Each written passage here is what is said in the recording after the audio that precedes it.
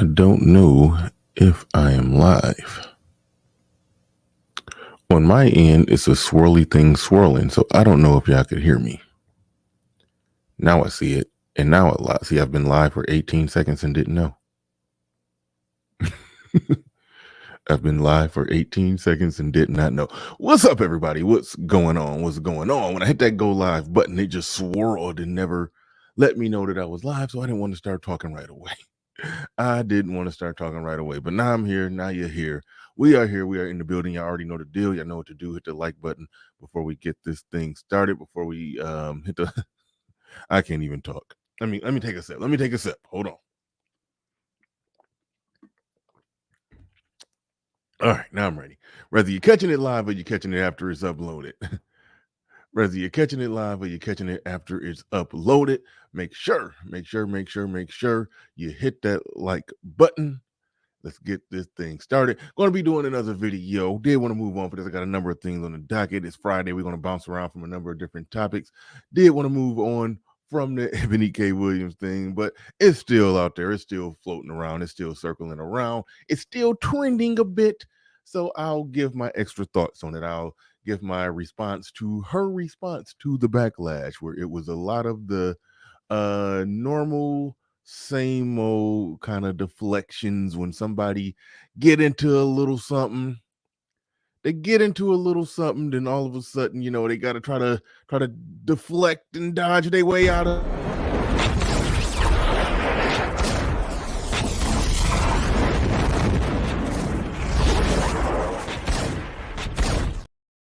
Now, she did kind of double down just a little bit, but it was still quite a bit of deflection and sidetracking and red herrings in there. So we'll get into that. We'll break down a number of things. There was a short I got to play of a woman who said some ridiculous things about, this is a dark-skinned black woman said some ridiculous things about dark-skinned black women on dating apps. We're talking her personal experience. We're going to get into that. And then the comedian, social media personality, Country Wayne, made one of the most simpish statements of the year. And we're going to get into all of that. We're going to get into all of that, break all of that down. So strap on in. Let's get ready to go. Let's get it.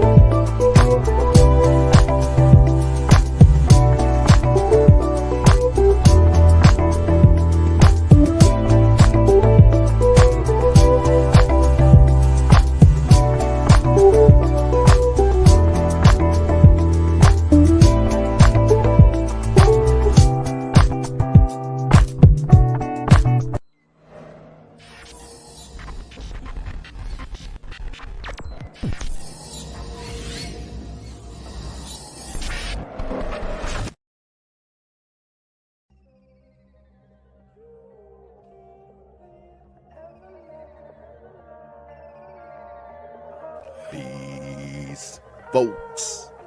This is X from TPOT Media. Open your mind and wake your black ass up. You know what time it is. Hit that damn like button as you make your way in the door. Grab a seat, settle in, get ready. It's the Grown Man Hour with your host, my man, Bernard Riley.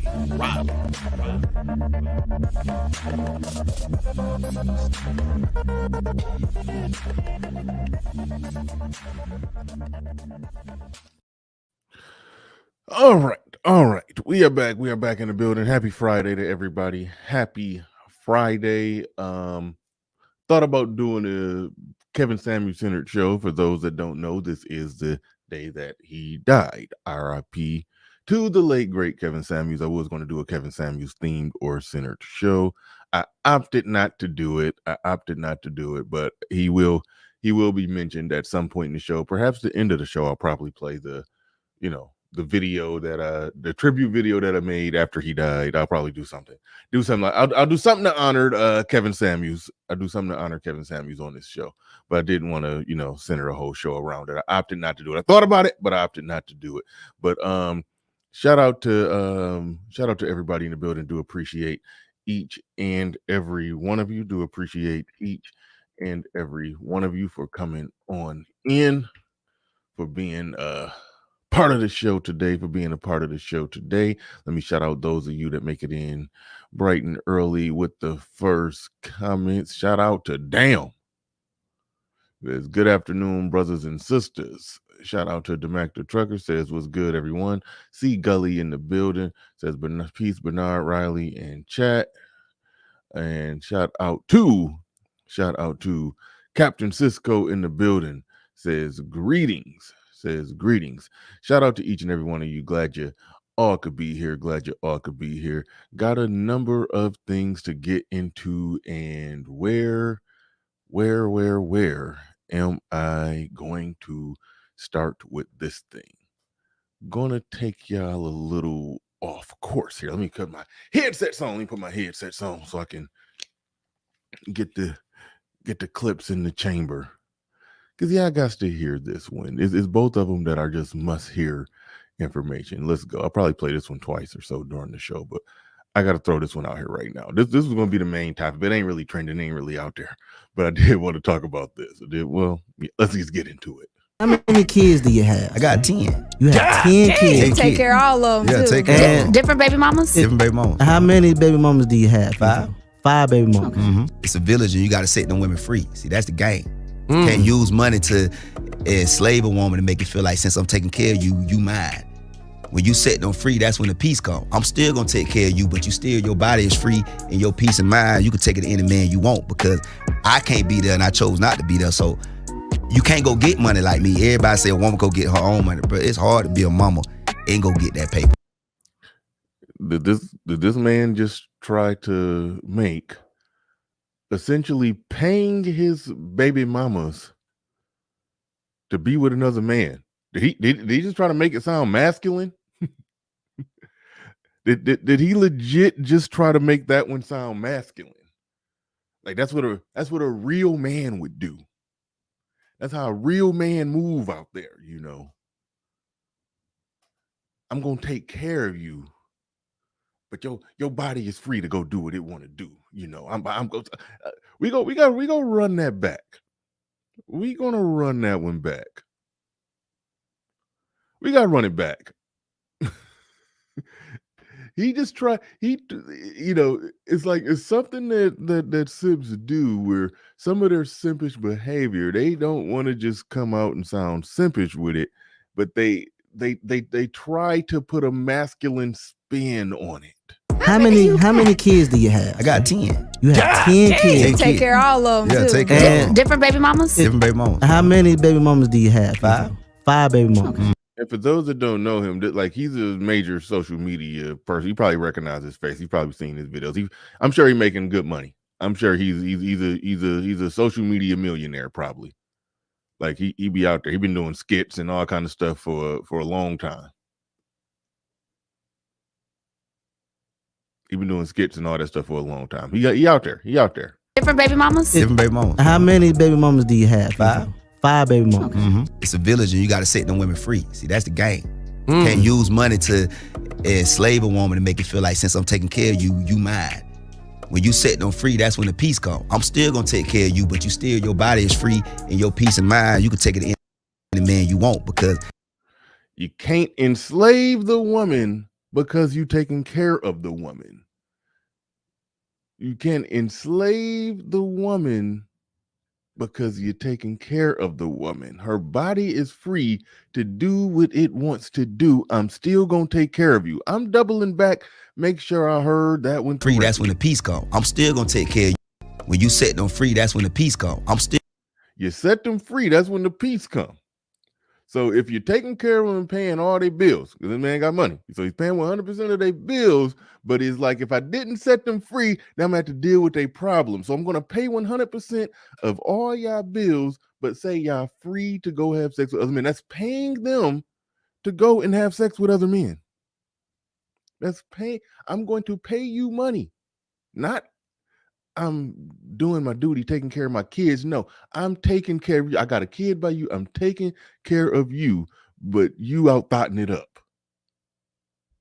That's what he on. With 5 women. 5 women. He's funding their hot girl summers. Still gonna take care of you, but your body is free and your peace of mind. You can take it to any man you want, because I can't be there and I chose not to be there. So you can't go get money like me. Everybody say a woman go get her own money, but it's hard to be a mama and go get that paper. Are you done having kids? I'm done having kids. I hope so. You know what I'm saying? Them Plan B pills ain't working. Lord, they watered down. Them Plan B pills ain't nothing. Yeah, I had to share that. Had to share that with the congregation. Now, down to business, my man Salty Balls in the building. My man Salty Balls in the building. And as promised, go ahead and drop it. Go ahead and drop it. We got Suck on my chocolate salty balls. Put them in your mouth. Put them in your mouth and suck them and suck them.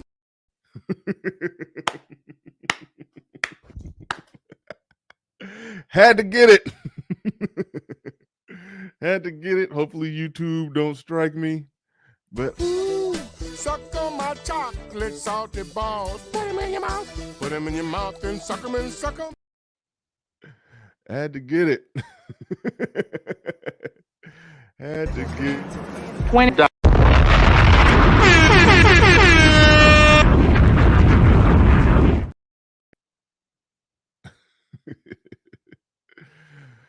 Oh, right on. Salty Balls, trust me, you earned that one. You earned that one. But no, Salty Balls in the building with a $100 super chat. Scroll of the Martyr, 5 and 5. On this day, 365 sun passed. The great sun has transitioned into the plains to accompany our ancestors. Thine ethos of the fallen hath become the filament to the bind brethren together across the sphere, now ever stronger and resilient. Thank you for the super chat. Appreciate that. And I always appreciate your words of wisdom coming from the Bible of the I was gonna say the book of Salty Balls, but I guess the Salty Balls Bible. I don't know. But definitely kudos, salute, and shout out to you. Appreciate your support and your many words of wisdom. Your many words. All right. Let's let's proceed. Let's proceed forward. Got another one before I get into the main topic. Dating app, a lot of black men would date me because I look like the attractive dark skin. As a dark skinned woman, you only get desired or viewed as attractive if you're like, you have a small nose and big lips and like the Ryan Destiny. It's a whole different game in Africa. But in America, like they don't view like women who look like Leslie Jones, for example, as attractive. Like we just seen a reporter who basically bashed her for her looks and called her masculine because she has a wide nose. But like they literally called her masculine. When have you seen Leslie Jones stand up? Have you seen Leslie Jones stand up? She is acting the most masculine. She acts so masculine. She actually got cast in Coming to America 2 as the woman who raped Prince Hakeem when he in a off camera scene that was in Coming to America 1. They retconned it, but during that time when he was in Queens, he got raped by Leslie Jones.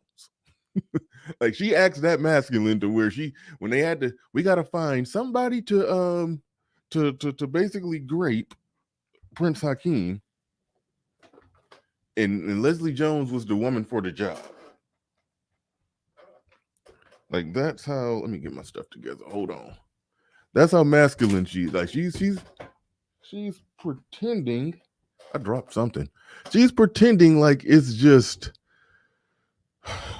happenstance that this woman gets associated with being masculine. Nothing about the way she act. Don't got nothing to do with the fact that she's 6'2" with a strong build, a deeper voice, and cuss like a man and be talking and be like everything about her demeanor. Everything heard about her demeanor is masculine. So to try to front like that just came out of nowhere. That's nonsense. And it's like she's not actually masculine. She just has Afrocentric features that doesn't fit the European beauty standard. So a lot of black men, they'll, desire me because I'm an experiment to them.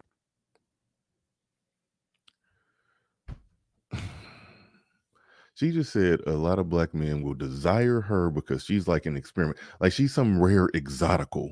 It's like, no, let me put the camera back on her.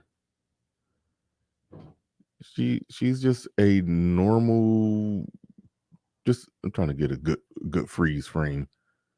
Just a normal, cute black chick. All right. She's just a normal, cute black chick, but you're trying to make it seem like, okay. And shout out to Shay Sade who showed something showing that black men actually respond to or message black women on dating apps more.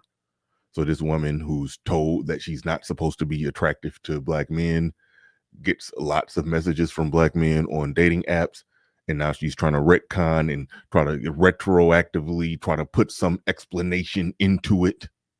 She's trying to feed some explanation into it. Well, I'm the rare exotical black girl because my nose isn't that big. She don't got like a pointy white person nose. I mean, her nose isn't Leslie Jones big, but I mean, there is a certain wideness to her nostrils. I mean, there's a certain amount of like but either way it goes, she just looks like normal black girl, and they talk as if they don't get the results. They front like they don't get the results they looking for, and some probably do, some probably don't. But the fact of the matter is, when it comes to dudes approaching or dudes just hollering or dudes swiping on dating apps, they ain't lacking in that area. They ain't lacking in that department. They get approached. So it's all fakery. But let me play that last part again, because there's something real important I got to say about this last part. Not actually masculine. She just has Afrocentric features that doesn't fit the European beauty standard. So a lot of black men, they'll, desire me because I'm an experiment. Let me just say this. Speaking of bringing up Shay Sade again, we did a stream called "What is the?" They say there's a Eurocentric beauty standard, which clearly there should be an Afrocentric beauty standard. What is the Afrocentric beauty standard? What is the African beauty standard? There's a European beauty standard. There has to be some African beauty standard. What is the African beauty standard?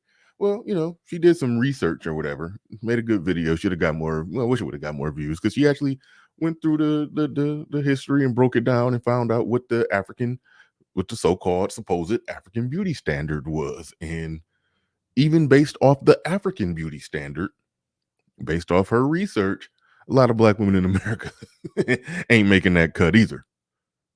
A lot of black women ain't making that cut either.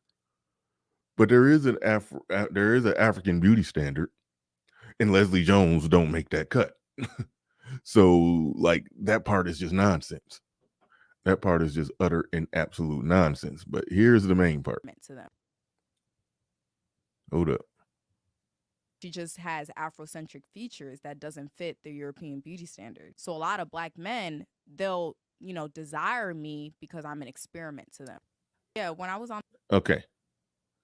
You ain't no experiment to black men. You are run-of-the-mill black woman. a cute, like she's cute, she's a normal, regular, cute black woman. Okay. An experiment to us is an Asian woman, an Asian woman born and raised in fucking South Africa that speaks fluent Spanish that just got off the boat. That's an experiment. like that's a I'm curious. I hate that I bring up the chick that I used to date from Kenya, but she was a chick from Kenya that she spoke a few languages. She spoke fluent Spanish, it was an experiment, not an experiment, but it was. I'm curious.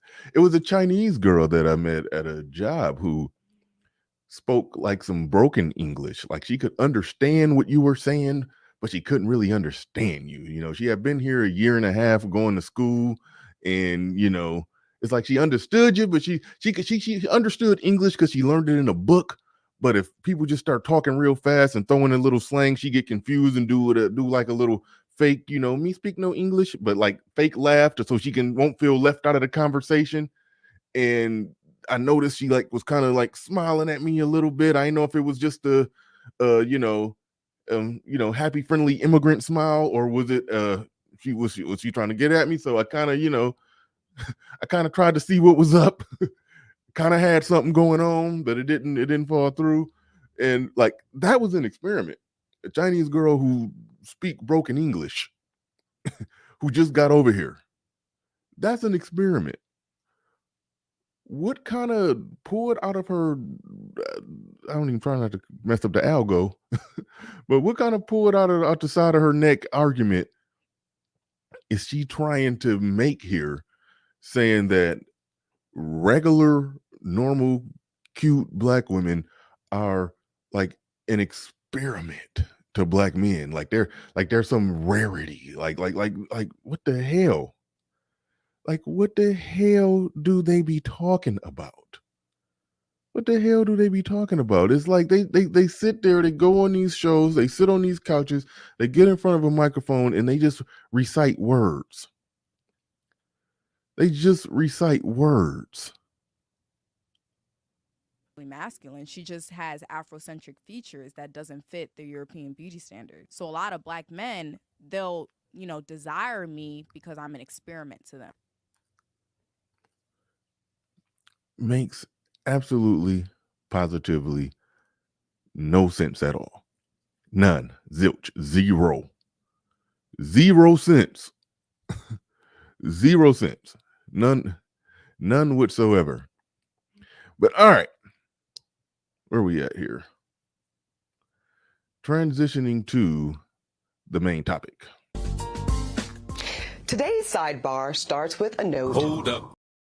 I want to thank the culture for making my interview with Dr. Iyanla Vanzant one of the most popular and actively engaged content offerings the Griot has produced. So before I tell you my thoughts, let's replay the clip that had some of y'all deep into your feelings. I do want you to speak. Okay. First things first right there. I hate it when people preface their response by saying that people were deep into their feelings. Like, no. People giving a response to something that you said that they disagree with or had some issue with does not mean that they're deep into their feelings. Whenever somebody try to frame something that way, they're clearly trying to set the other people up who responded to them as being wrong or illogical without breaking down what's illogical about what they're saying. Whenever anybody says, and women do it a lot, some men do it too. Whenever they start saying, why you being so emotional? Why you getting so much? There's people who've said that about me. And I'm the least emotional when it comes to making these arguments. I'm the least emotional when it comes to making these arguments. But whenever somebody is saying that, they're already trying to be misleading. They're trying to position the person that they're arguing with as being erratic and flying off the handle and not being in their logical position, so they can try to present themselves as the stoic, logical person in the discussion. It's a deliberate tactic. It's basically a way of saying what this person is saying is invalid, though I have not done anything or shown anything to invalidate it. I'm just trying to plant the seed in the head of the listener that all the people who countered me were illogical, erratic, and not making sound logical arguments. That's essentially what that is. Ayanla, to how women need to, position ourselves so that we can be in our divinity, so we can have our crowns right, how we can create and not build, when some of us, quite frankly, feel that the men that are available to us, and I'm talking about across the color spectrum, across the age spectrum, trust me, I've done them all, they are... Done them all. We talked about that on the last show, but I don't want to rehash what we already talked about because I want to get to her response, but I just playing the clip rolling into it. But that done them all is funny. That done them all is funny. Not positioned to protect nor provide. She's a very successful woman who views the men that she's been with essentially as objects, not people that I've been with, people that I've been in relationships with. No, I done them all. She's viewing them as objects. They become the men they complain about. I'll just say that. Because of some of the statistics we just talked about. They're not earning the incomes. They're not having the resources, and some of them are not even showing up in the leadership. Would you date a bus driver? Would you date if a bus he owns driver? the bus? If he owns it? If he owns the bus? See, that's a problem. That's a problem. Now let's address the response to the interview and what some of y'all are calling a backlash. So let me be clear. First, I am a professional disruptor. So backlash is my business. And I will always take it on the chin for the sake of advancing the work, conversation, or movement. So know that I am completely unfazed by the onslaught of nasty comments, wishing me a sad, lonely, bitter existence until my untimely death. Okay. In my thumbnail that I did references Kevin Samuels will get a dog and die alone. Again, the straw man that they use with that is that they try to make it seem as if people are wishing. I don't hear them. Maybe there's some, but for the most part, the purpose of that argument isn't to look at somebody and say, I wish for you to die alone.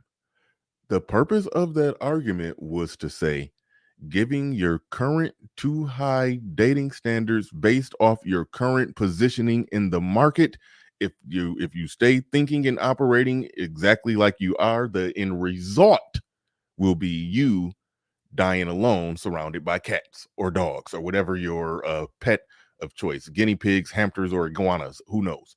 That's the argument.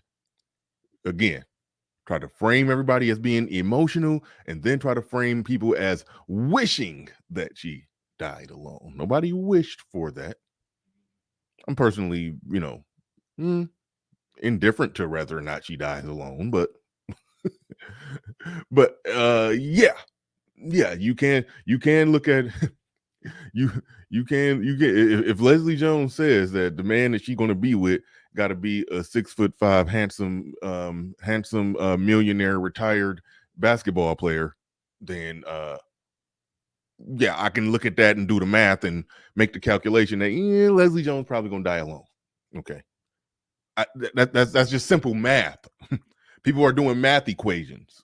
Nobody is wishing upon your death. But Salty Balls back in here with another one. Says the Book of Grudges. Man, he's too good. The book of Judges 3:1. For she hath the crown of the hair of 1,000 horses. One Lizzo of conceit and the eyebrows of caterpillars. The mask of a jester, lips of a much angered duck. Suck on my chocolate salty balls. Put them in your mouth. Put them in your mouth and suck them and suck them.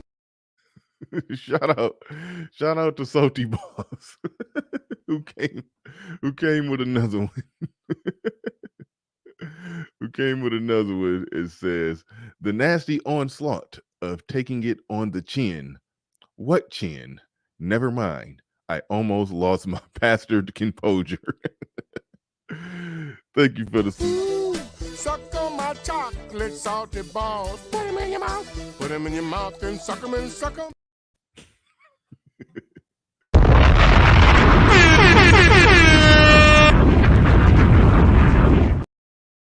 Right on, right on. All right, let's get back into it. Let's get back into it. Shout out to Salty Balls. Now, that is some weird energy to be wishing onto a black woman, especially one Nobody wished that, but let's who go. has dedicated her life to the liberation of black folk. But, Now, whenever a black woman, particularly a black feminist, who in the last conversation, I didn't play the part, but the conversation that she had with Ayama Van Zant, she did ask questions like how these children that grows up without fathers, and how do they process that? The women and women, or to use the term queer or non-binary children, process, try to process being raised only by a single mother. So okay, already right there. When she talks about, we talking about a feminist who, in her processing children growing up without fathers, she mentioned how it affects non-binary kids before she even mentioned black boys. So whenever I hear that, I haven't read her book, but I question your dedication to the liberation of black people when you're probably more, I like you just more concerned about girls and non-binary black people or children than black boys. It's simple math. It's simple math. I have to question your dedication to it. You probably do want good benefits for women. Shout out to dirty folks, women, gays, and felons. A lot of people that talk about black liberation and black this and blackity black, we black y'all, it's about women, gays, and felons. Typically not about productive, strong black families, man, woman, child. But all right, moving on. whatever, I guess, go off. See, I wanted to talk about how do we close the gap between black women who do show up in a so-called masculine posture, those of us that are providing and building and protecting due to circumstances that we might feel make us feel that if we don't do it for ourselves, we will have to go without the resources and protections we need to feel safe in this world. All right. What she described as being an adult with a job. Some jobs are better than others. Some jobs are careers. Some people go to school and get a good education and they get a high paying, rewarding career. But at the end of the day, when she's talking about us feeling like we have to go, or we're in a masculine posture because we feel like we have to do these things because it won't get done, you're essentially talking about having a job. The majority of women, the majority of married women, the data shows it, they have jobs, they work. Yet they're not constantly having to have a discussion about how masculine they are. So whatever excuse or reason you have to be masculine, or whether we talking about married women of other races or non-married women of other races, they work at pretty much the same rate that black women work. But when black women talk about them working, they talk about it like they're carrying the weight of the world on their shoulders, and that's why they're walking around grabbing their nuts, waving their dick in the man's face. Like it turns into a weird discussion. Like they can't simply adult in the modern world. The modern world that they helped facilitate, because it was a world that women on a massive scale in this country rejected, where the men did make a lot more money than the women, and the men did take care of the women. And then it was, like I always talk about, it was that thing called the wage gap and all the stuff and the opportunities and this or that, and they fought for the opportunities. They closed a lot of those gaps, and now they're right here. And now all of a sudden, those men that they used to look to take care of them, they're making the same thing. So now men aren't showing up because of the modern world that women with her ideology helped to facilitate. Like, that's a logical progression that you can't get away from. But at the end of the day, she's talking about, now that we're in this modern world, only thing she's talking about now is women who are adults who have to work. Okay? Women who are adults who have to work. Don't use that as your overwhelming, overarching excuse or reason to be masculine in respect to men. See the super chats coming in. I will be getting to them momentarily. But Dr. Ayanla went in a different direction. She asked me a personal question. And y'all know I have been extremely transparent about the fact that my life choices and my chosen lifestyle are far outside of the norm. So when I said that I would date the bus owner, a lot of y'all heard something different. Some of you heard the following. Bus drivers are whack. Bus drivers are broke. Oh, and I'm too good for a bus driver. The only thing is, y'all made that part up. See, I said what I said. But then some of y'all started talking about salaries and hourly wages, pensions and benefits. And that's wild because I was never talking about money at all. That is clearly, absolutely, 100% a deflection. Clearly, absolutely, 100% a deflection.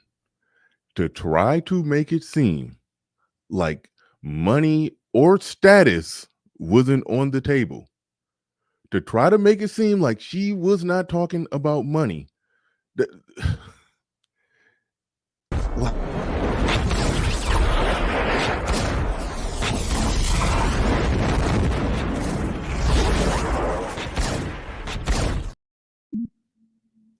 I guarantee, I mean, the only reason she say if he owned the bus is because is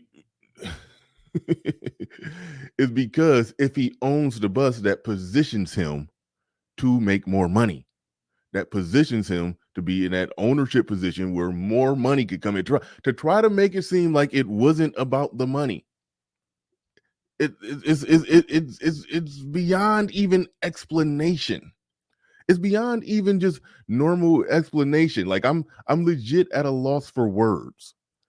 I'm legit at a loss for words.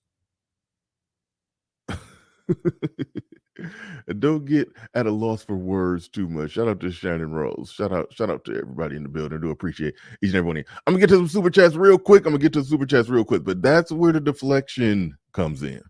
Actually, pull up the most recent super chat that I haven't read. That's where the deflection comes in. It was about the money, and it's okay. She can own that. Her net worth is public information. It's on Google. Like if you literally just type in Ebony K. Williams, the first suggestion is going to be Ebony K. Williams net worth. So it ain't like I'm doing, deep research. It literally, so it says her net worth is $3 million. You don't want to make date a dude on a bus driver's salary. Okay. Like you could say that and you could be honest about that. You could say that and be honest about that. But like I said on the last show, okay, how are you doing with the women that you do actually want to date? And if you're doing well with the men that you want to date, but you're not getting the results that you want in terms of long term, then oh well.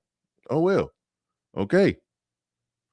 It's probably the men, the standard that she got so high, the men that actually would that if she actually got those men, they would have to probably lower their standard to be where her standard probably that high to where if she actually got a real serious committed relationship from the man that she's saying that she want, he probably would have to lower his standard to be with her. But if she got that man that she actually qualified for, which may very well be more than a bus driver, but she, in her mind, she would have to lower her standard to be with that man. Why do I have to lower my standard? Well, why did that man that you actually want have to lower his standard? It's like they don't average that into the equation. They don't look at it like that. But shout out to Mr. Tobert in the building. Says, I hate when a certain woman climbs the ladder. Sign, black men. Sign, shame, insults, guilt need to be right. Black men, and then turn around and say, I'm helping all black folks. Absolutely. What do we get for $10? Everything you want. Thank you for the super chat. Appreciate that. My man Mike and Vince Perkins, one half of MVP, man bun Mike in the building, says the way black women make their inability to get the man they want a social political movement, colorism, fat phobia, intersectionality is crazy. Hashtag support. Thank you for the super chat, dude. Now, I do want to say, even amongst in the men's space, men have been clowned when they try to, basically politicize not getting what they want. I've had debates about that, and I was like, where I had to say, what you're saying right there is getting out of the realm of a movement for men, and it just sounds like just your personal outcry or battle cry for not getting what you want, and that's not a movement. That's between you and your dick. Go. That's if you get the woman you're getting ain't quite hot enough. I mean, listen, you're making it too personal and politicized and about you as an individual. Now there is something to be said about society and culture and the type of women that a society and a culture produces, and it's something to be said about that. It's something to be said about stirring the pot of the culture, but you as an individual got to roll up your sleeves and figure out how to solve your own problems, provided that you're in this environment. But we could talk about on a macro scale what's wrong with the culture. But Eric Bird in the building says, in another video, she called Chris Rock anti-black. On the other hand, she talks down blue collar and working class brothers. Typical swirler, pro-black talking points. Ooh, I didn't average the equation. They should be talking about black liberation while swirling. That is a party foul to the pro-blacks. What do we get for $10? Everything you want. That is a party foul to the pro-blacks, absolutely. All right, let's get back into it. I was talking about black ownership, but some of y'all made it about money. I'm talking about ownership, black enterprise, and entrepreneurship, because really I am talking about black liberation. She didn't ask you about black liberation. She didn't ask you a question of if a black man is a bus driver, should he be working towards owning a bus, owning trucks, having a damn trucking fleet of some sort? Should he be in the business of driving, not just driving? If he would have asked that question and you would have said absolutely 100%, it wasn't a question of black ownership. Everything that led up to that question was the question, would you date a bus driver? It was a question about interpersonal relationships. It was 100% a question about interpersonal relationships. Again, that's the deflection, trying to pretend as if you were just steering the conversation towards black ownership and liberation and all of that. That is a good conversation. A lot of men in this space be talking about getting CDL. Shout out to Nuruddin, who is a bus driver, who you probably, never mind. But a lot of men in this space, have their CDLs. There's a lot of truckers that listen to the content here. And one of the things that we do talk about is going from, okay, you got your CDL, you're driving. What about the process of owning the truck? And now you're paying drivers and so forth and so on. Like that is a good conversation. But y'all was having a discussion about dating and mating. Y'all were not having the black liberation discussion. Again, these are deflections. And if you read my book, you'll understand why. So I'm standing 10 toes down on that position, and I don't really care if you're hurt or offended by it. Nobody's hurt and offended. Just breaking down the logic of points that was made. And since some of y'all are already big mad, let me go ahead and make you incensed.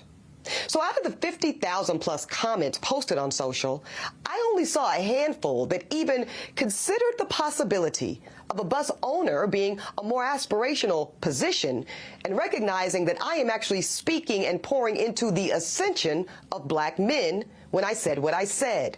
But see, no. Again, further deflections.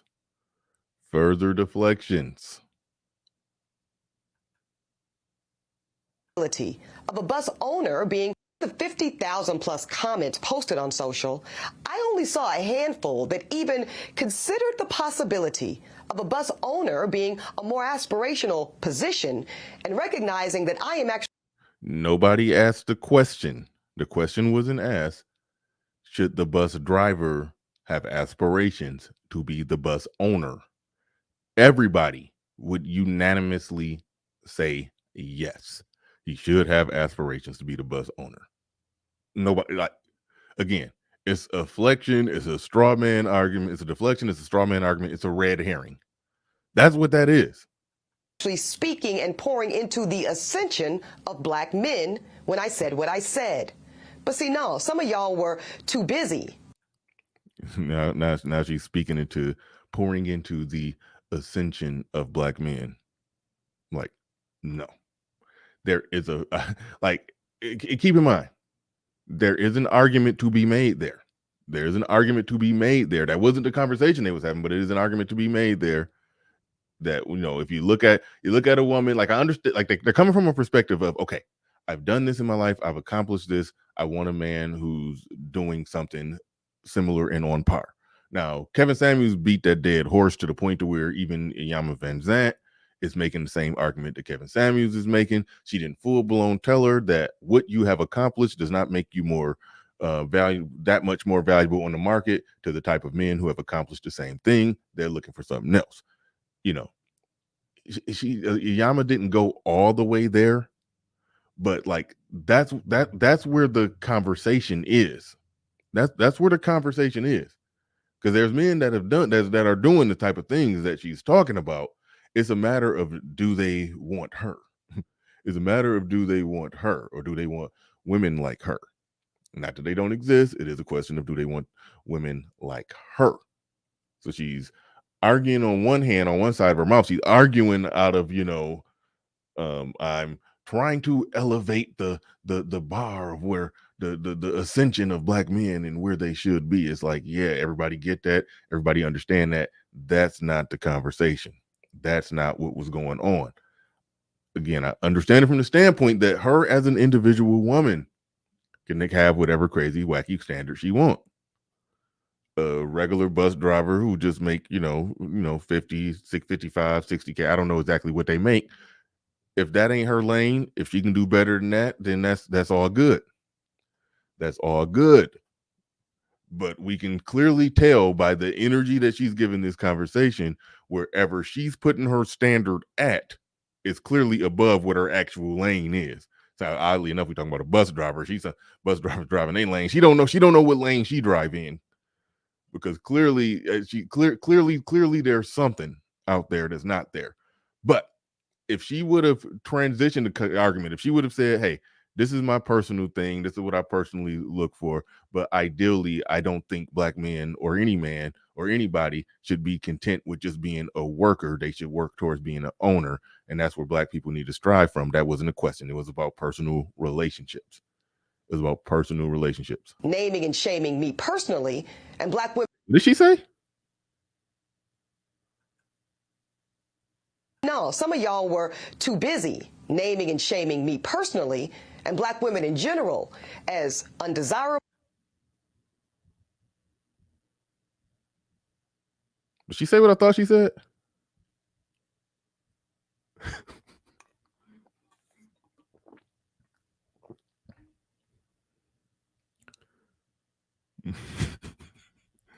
I'm just watching the chat.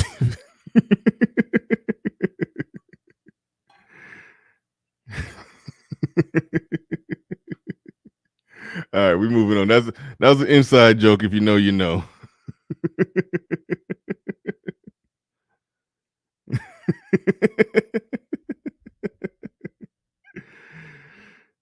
Inside joke. If you know, you know.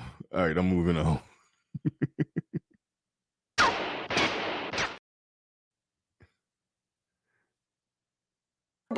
Gold diggers, and much worse. Now, I suspect that some of y'all are the same men that were bringing home C's and D's on your report cards, only to then be coddled by parents that said, well, that's okay, as long as you're doing your best. Well, listen, I love and believe in the excellence of black men. So no, my dear, C's and D's or any other form of mediocrity is not okay. No, I will not create a soft place for you or anybody that I love to fall comfortably into the bigotry of low expectations. So now, she's doing a good job at refuting her straw man. She's pretending like an army of people said that somebody shouldn't respond any further or anything outreaching beyond a bus driver. She's pretending like that's That's what somebody said. She's defending that argument. She's refuting that argument that nobody ever made. She's refuting that argument that nobody ever made. I'm going to say one more time. There's absolutely nothing wrong with driving a bus. My mother Gloria drove one for years. But could it be that Black America has been sold a narrative of average, regular, and typical being good enough for us? No, what people are saying is that you approaching 40 or over 40, just a step above average yourself. That's the part that she's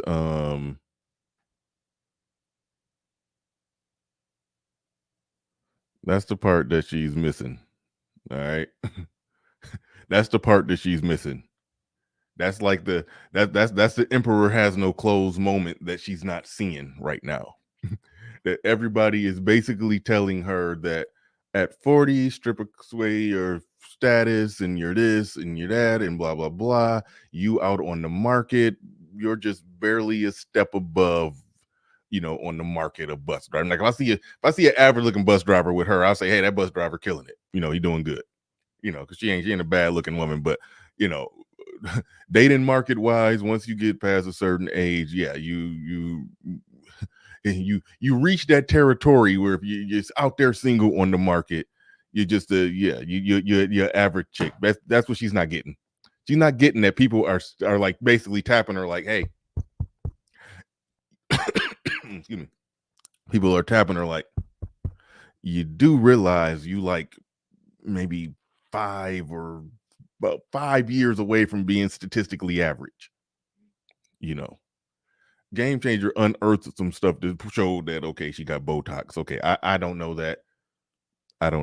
But I mean, if she's Botoxing and doing little, lightweight cosmetic surgeries, and I don't know if Botox counts as cosmetic surgery, but if she's on that, hey, Eric Bird, I saw your super chat. I appreciate that. I appreciate the super chat. I didn't need that super chat. I didn't need that on the board on my show, but yeah, you got it though. You got it. But thank you for that. Thank you for that super chat. Actually, I'll go in and play he dropped a $2 super chat on it. I removed it. It's something that I don't care to promote, but it was a funny inside joke. It'd be a lot of people in the sisterhood saying that 3-letter acronym is spreading in the sisterhood. I'm just saying, but yeah, no, shout out to you. Appreciate that $2 super chat. These last $2, I'm not gonna lose. Appreciate that $2 super chat. But yeah, it's like that's the part of it that she's not hearing, that she's not processing. Like, for example, if a man were to say no, I won't date a girl that's a 5, and everybody turns around and criticizes him, what they're really saying is like, nigga, you a 5. It's like that's that's what she's not hearing. she's not hearing people saying, the clock is ticking. Now, here's the deal. There's always a simp bailout plan. I have no doubt that there's somewhere walking the earth, there's a 50-year-old millionaire simp that'll wipe her up today. I have no doubt of that. There's always a simp bailout plan. But she's not catching that people are basically saying to her that the clock is ticking. The clock is ticking on your standards. That's what that is saying. Because if she was 25 years old, and look how attractive she is now. So just imagine how bad she was at 25. If she was 25 years old, I don't think nobody would ask that question. When you're 40, that 50 is right around the corner. Now that question is now that question becomes a relevant question. That's the part that she's missing. That's what she's not getting. If I was to say, oh hell no, I would never date a 6, and then I get criticized for it, Then it's like, oh shit, damn it, I must be a 6. It's like, it just is what it is. So that's everybody telling her a bus driver is almost your lane. But Ride or God Podcast in the building says support Black Male Media, hashtag replay gang, hashtag hit the like button, absolutely 100%. Absolutely 100%. Hit that like button, my man. Salty Balls in the... You got me saying that. I hate saying it. But it's too funny now. It's too funny. It's a running gag on the show. Gag. It's a running joke on the show. Salty Balls. Anyway, he says, just want to draw a parallel. Jason Black tried to make this very same argument Ebony is making a couple of weeks ago when he went against Olivia Alexa, who was supporting working Black men. What argument was he making? He was making an argument saying that I think I know. I think I understand what you're saying. See, some people do that. They will, when there's a general argument out there, when we're talking about women who are, because most women are average, most women, even Kevin Samuels said, one of the most critical judges of women, said most women are 6s. And when you look at how he rated women, he would say, you're a 6. And even sometimes the audience would criticize and try to say, no, she a 4, she a 4, she a 3, she a, he'd be like, no, you're 6. Most people are just, slightly above average. Just cute. I call it just a normal cute chick. Most dudes are with just normal cute chicks, and then there's average right in the middle. All right. So there is an argument to be had about just the regular normal cute chick. Yeah, she's a bus driver. Now I do believe this chick was probably fine as hell in her 20s, but once you get into your 40s, okay, you drop down to just normal cute. It just is what it is. Ain't nothing wrong with being normal cute, but normal cute chicks date bus drivers. I mean, so if somebody want to, try to, make the argument that a man should not be content as a bus driver, no, of course not. No, of course not. A lot of normal cute chicks win when they get with a young bus driver who, later in life, mid 30s, end up owning some buses, owning a fleet. Then yeah, then she come up. Now this normal cute chick who getting older and approaching a 5 is with a man who's owning some stuff. That's what you see. Hell, you look at celebrities. Look at Denzel Washington. He got a normal looking wife. She got with him early. Like that's how a normal average chick can win. But the ones who try to cash out, who try to have all they relationship goals bucket list met when they get over 40, then yeah, that's a hard way to go. And as everybody just tap, tap, tap, you maybe 5 years away from being average at best, your damn self, right? It's like that's what people was doing to her. But shout out to Salty Balls. Suck on my chocolate salty balls. Put them in your mouth. Put them in your mouth and suck them and suck them. Shout out to Salty Balls. Got a special greeting in here. Take that one down. Take that one down. Take that one down. Yeah, I deleted that one. It's some sloganeering on that one that I don't promote. But it was worth pointing out that that she said, okay, I've heard Real Talk with Yanni said. I've heard it's so many sisterhood chicks that be saying it now. It's so funny.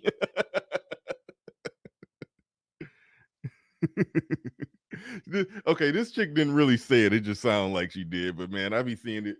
I be seeing that in the titles of sisterhood, feminist chicks. It's like I be like, whoa, hold on. Somebody saying, who is Olivia Alexis? She's somebody who I didn't know nothing about her until she was on Jason Black. I didn't know nothing about her until she was on Jason Black, but she's some light-skinned chick that does content. I think she probably do. I could be dead wrong, but I think she probably do like some Melanie King type content. Probably. I don't know. But she was one of the ones that called into Jason Black and yeah. But all right, let's roll back on into this. Shout out to everybody supporting the stream. Appreciate each and every one of you. Well, see, that's called white supremacy. And in this case, it takes the form of conditioning black. So I'm going to say one more time. There's absolutely nothing wrong with driving a bus. My mother Gloria drove one for years. But could it be that Black America has been sold a narrative of average, regular, and typical being good enough for us? Well, see, that's called white supremacy. And in this case, it takes the form of conditioning Black Americans to happily accept being a permanent American underclass. Okay. Again, and I'll say this and I'll move on. Nobody said Black men or Black people should be okay with being mediocre. What people were saying to you is you're damn near mediocre at this point in your life. That's what was happening. That's what was happening. No Cupcake Zone podcast hosted by Triple Black. It's a long name. He says, is she the president of the sisterhood now? Nah, I wouldn't give her that. These last $2, I'm not gonna lose. Yeah, you gotta earn that one. I don't know enough about her. Perhaps, I mean, hell, but no, I don't think I know enough about her to give her such a title or such a label.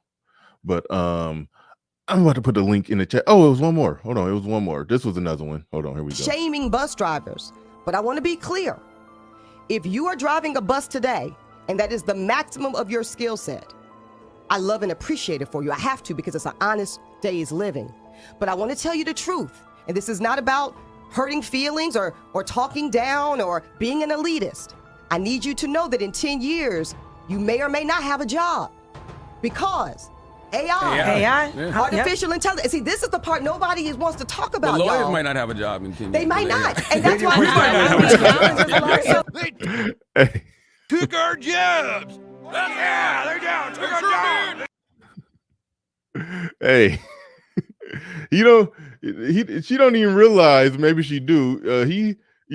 Charlemagne, who I'm no fan of, did kind of curb stump her argument. Like, don't make it seem like you can't that concerned about truck drivers not having a job. Lawyers may not have a job in 10 years with AI and all of that going on. So don't even try to make it seem like it's like that. And even if some legislation was passed, and I actually kind of lightweight would support this legislation, if some legislation was passed that says that all motorized vehicles must be driven by a human, I think I support that, maybe because I'm just weary about as much of a futuristic sci-fi guy as I am. I don't trust these automatic non-human driving cars. I don't trust it. So I'm all for, trust me. but even if some legislation was passed that's saying all motorized vehicles must be operated by a human, her ass still ain't dating a bus driver. So quit trying to make it seem like was an inspirational speech for Black people to get out there and get certified and get skills and get business ownership and own this and own that. Because even though they own it, they still got to hire as a Black man to drive the damn buses. It's the question is, would you date a bus driver right now? Would you date a bus driver? I respect her saying no. That ain't, not really tripping on that. Not really tripping on that at all. Not tripping on that at all. It's just interesting that when someone faces huge criticism for them saying they wouldn't date this and wouldn't date that, it's not everybody saying that, no, it's okay for someone to be in that just barely average or just slightly above average state. It's everybody tapping you on the shoulder saying, your ass is just slightly above average too. And that's what people normally don't get. There's a lot of Black women online saying, why are Black women asked to lower our standards? And then everybody else is basically holding, here's a mirror. And that's what's going on there. Now, this woman is still attractive. And I know she's, it ain't it ain't she like LeBron right now, she old. she's old, but she's still playing good. LeBron's still playing good. He got like 3 more good years left in him. You know, that's kind of what she is right now.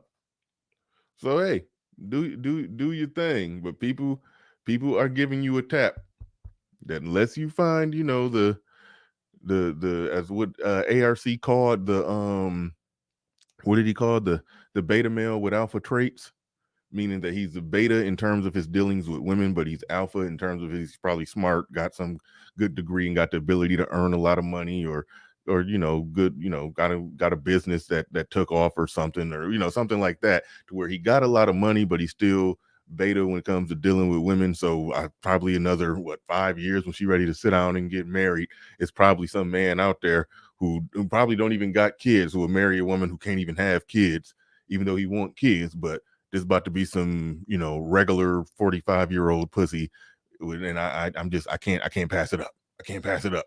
It's a simp out there. It's a simp bailout plan out there. It's a simp bailout plan out there. But the link is in the chat. The link is in the chat. At least I think I put it in. Did I put the link in the chat?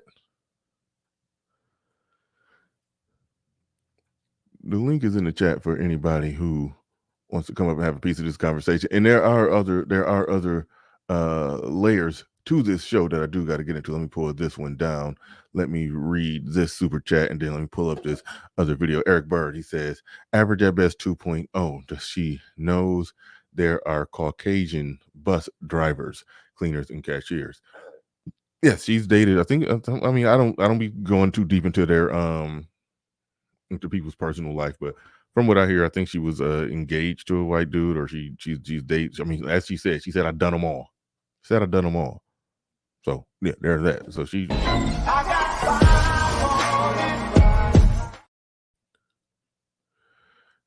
Now, one thing. Well, real quick, let me go to Judge. So I got another video that I played it earlier in the show, but they were classics, so I got to run them back.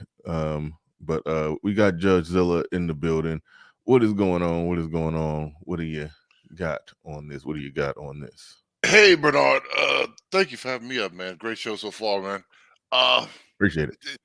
Could she possibly do any more double talking? I don't think so.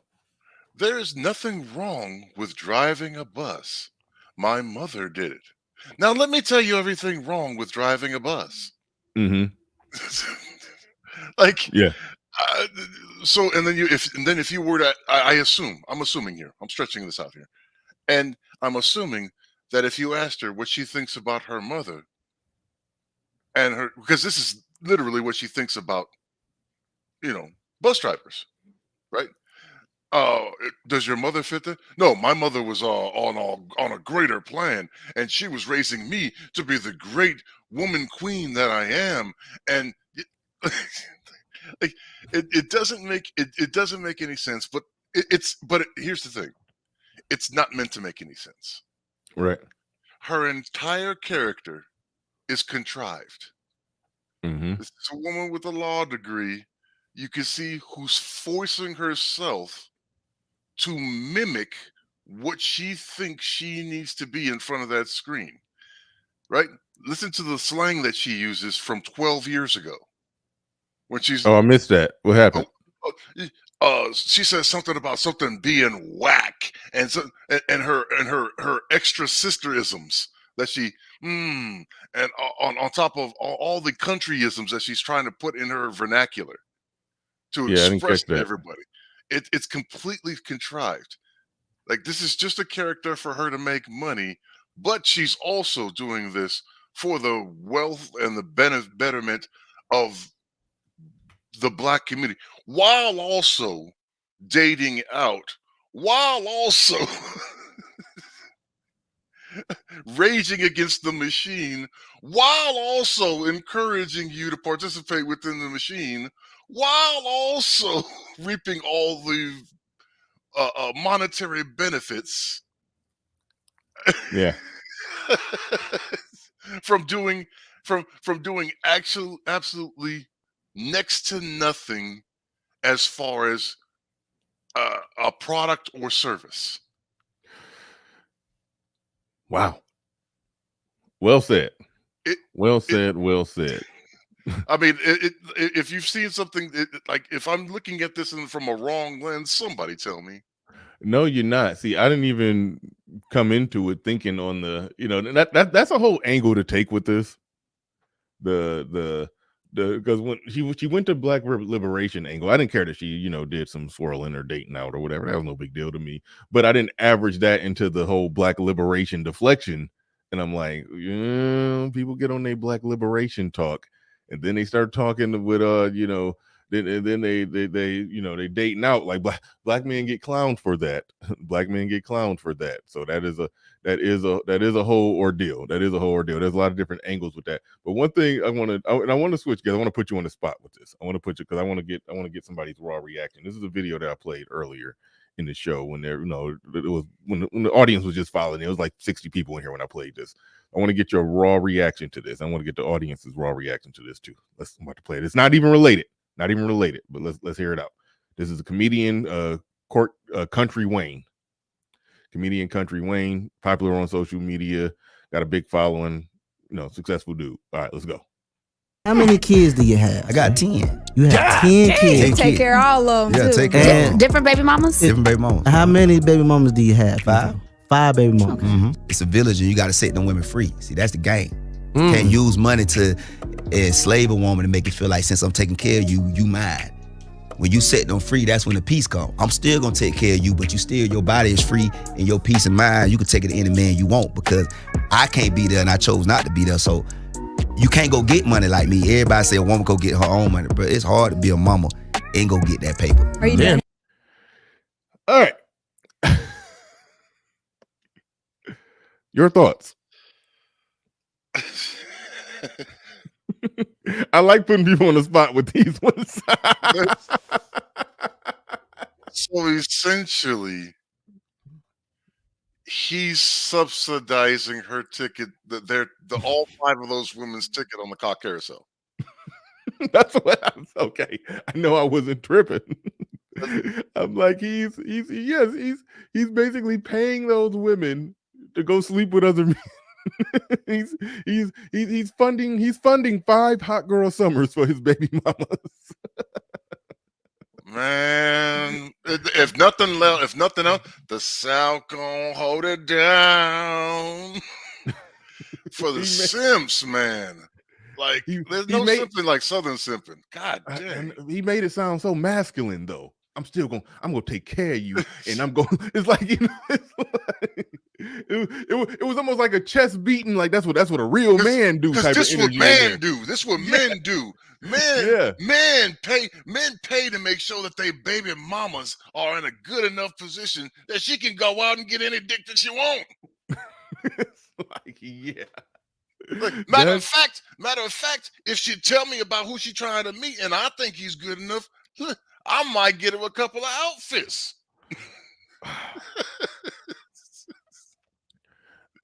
Like, I mean, it sounded like it was just a step away from, hey, I'm going out with this dude. Could you? I see them asking money to get their hair done for it, so they go out with another. Yes, yes. Hey, look. I'm seeing this guy. I'm really interested in him. He seems to be pretty great. What shit, girl? You can't go looking like that. You need some new weave. Let's go get them eyebrows taken care of. Let's go get them threaded.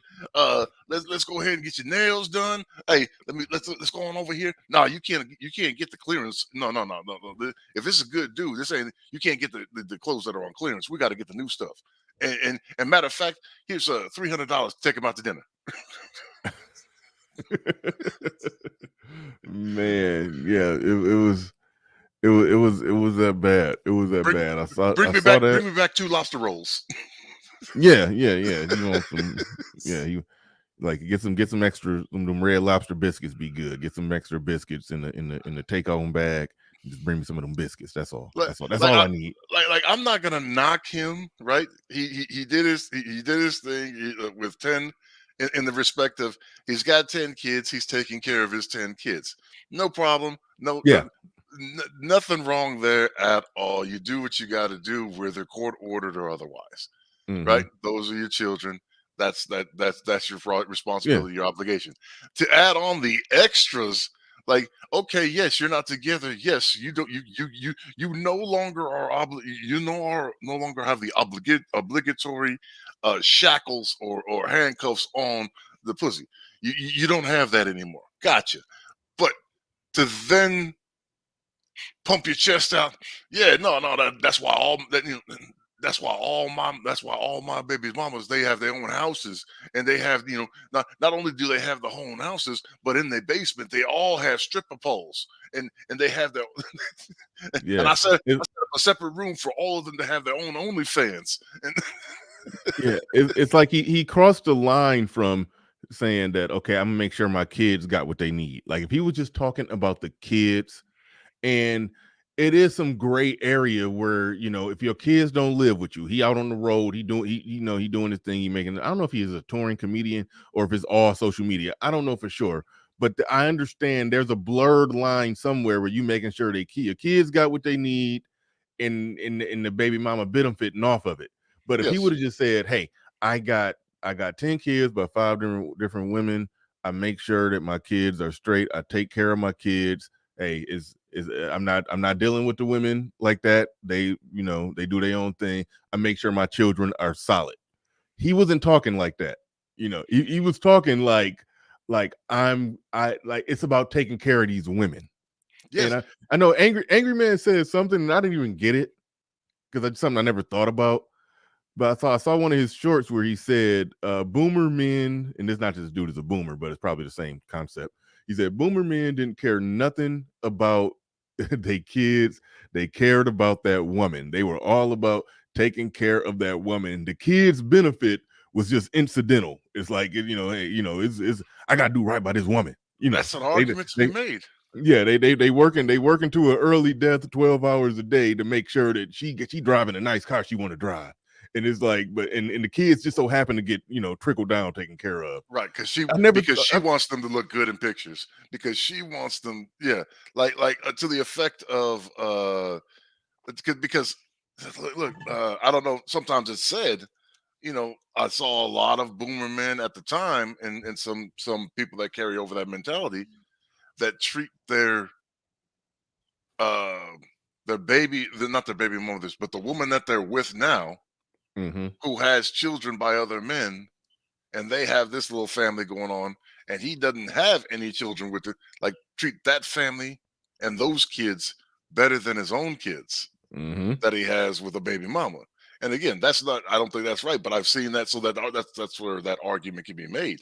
But even I'll put it this way: even if he would have said, like, I still come by and stab, then there would be something.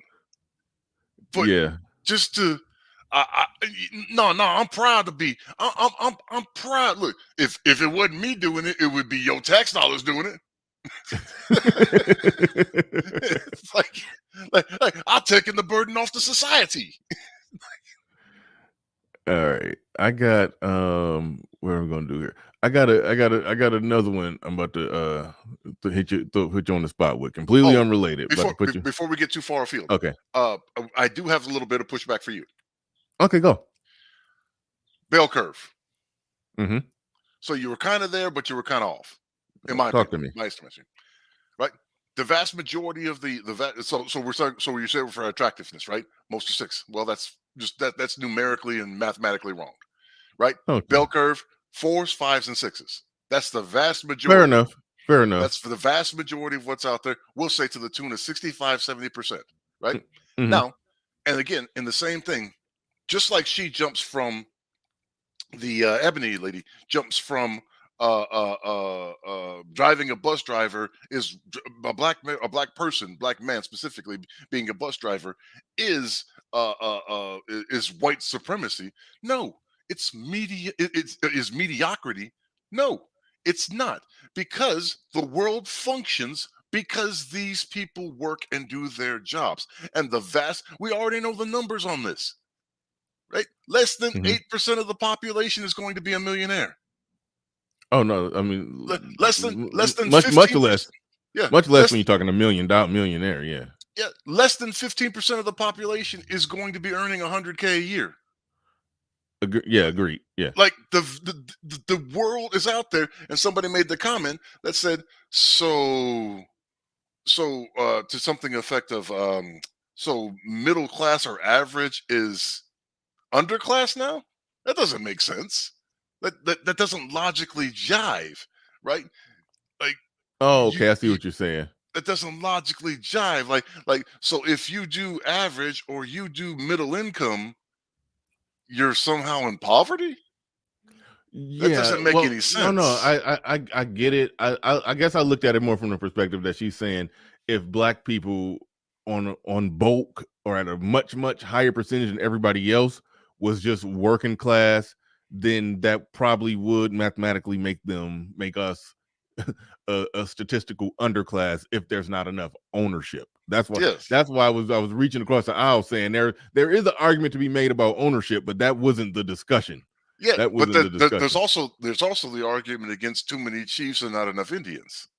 I made that point too. I said that even if more black people, leveled up, did the entrepreneur thing, became owners, okay, they now this guy who was a bus driver, he owns a whole fleet of buses. Okay, who's going to drive those buses? Black men. Black men who will now be shamed for driving a bus. It's like, okay, so the ownership class of black people do need employees, It's like it's a never ending thing, but we do need more owners though. That much is true. That much is true. Of course. But again, like you said, somebody has to drive the bus.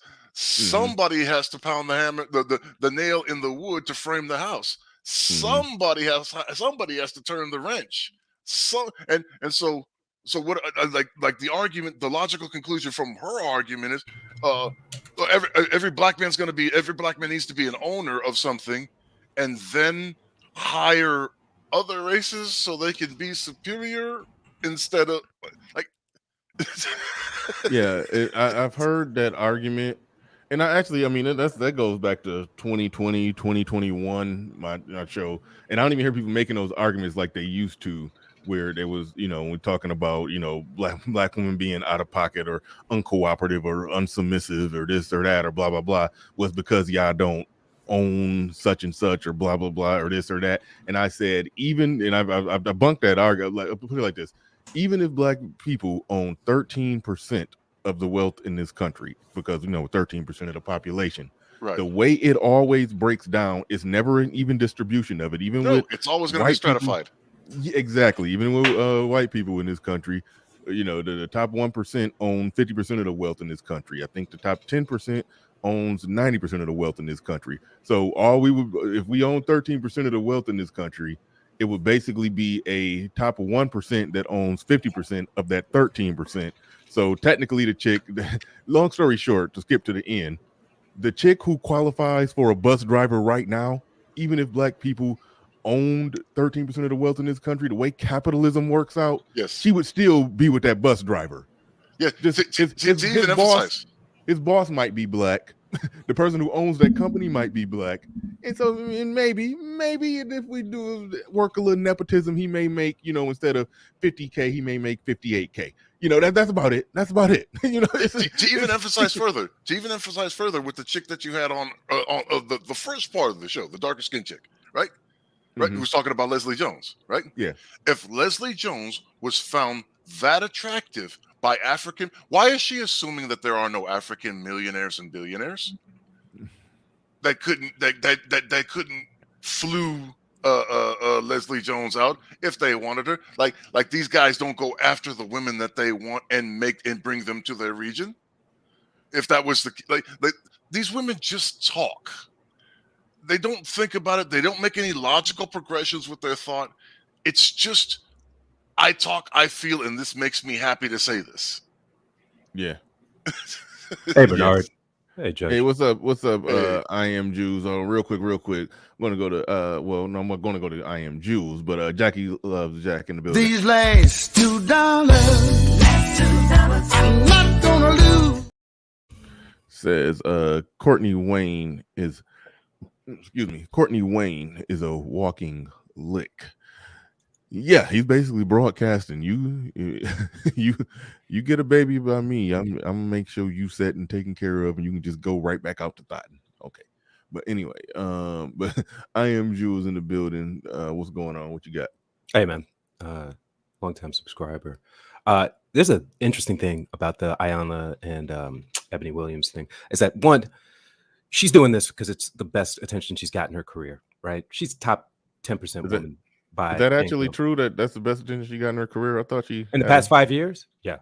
She was in okay, that I didn't know batch. nothing about her before this, so I assumed it. I assumed she had things going on, but okay, I I'll remember take her your word. from, she was in that batch of like conservative reporters back in the early 2000s that were coming on Oh. with like Crystal Waters and pre Candace Owens. Think of that like proto Candace Owens types, right? And she had a lane that she ran for about, I don't know, about 10 years. And she was at the Times, the Post, and all that stuff, right?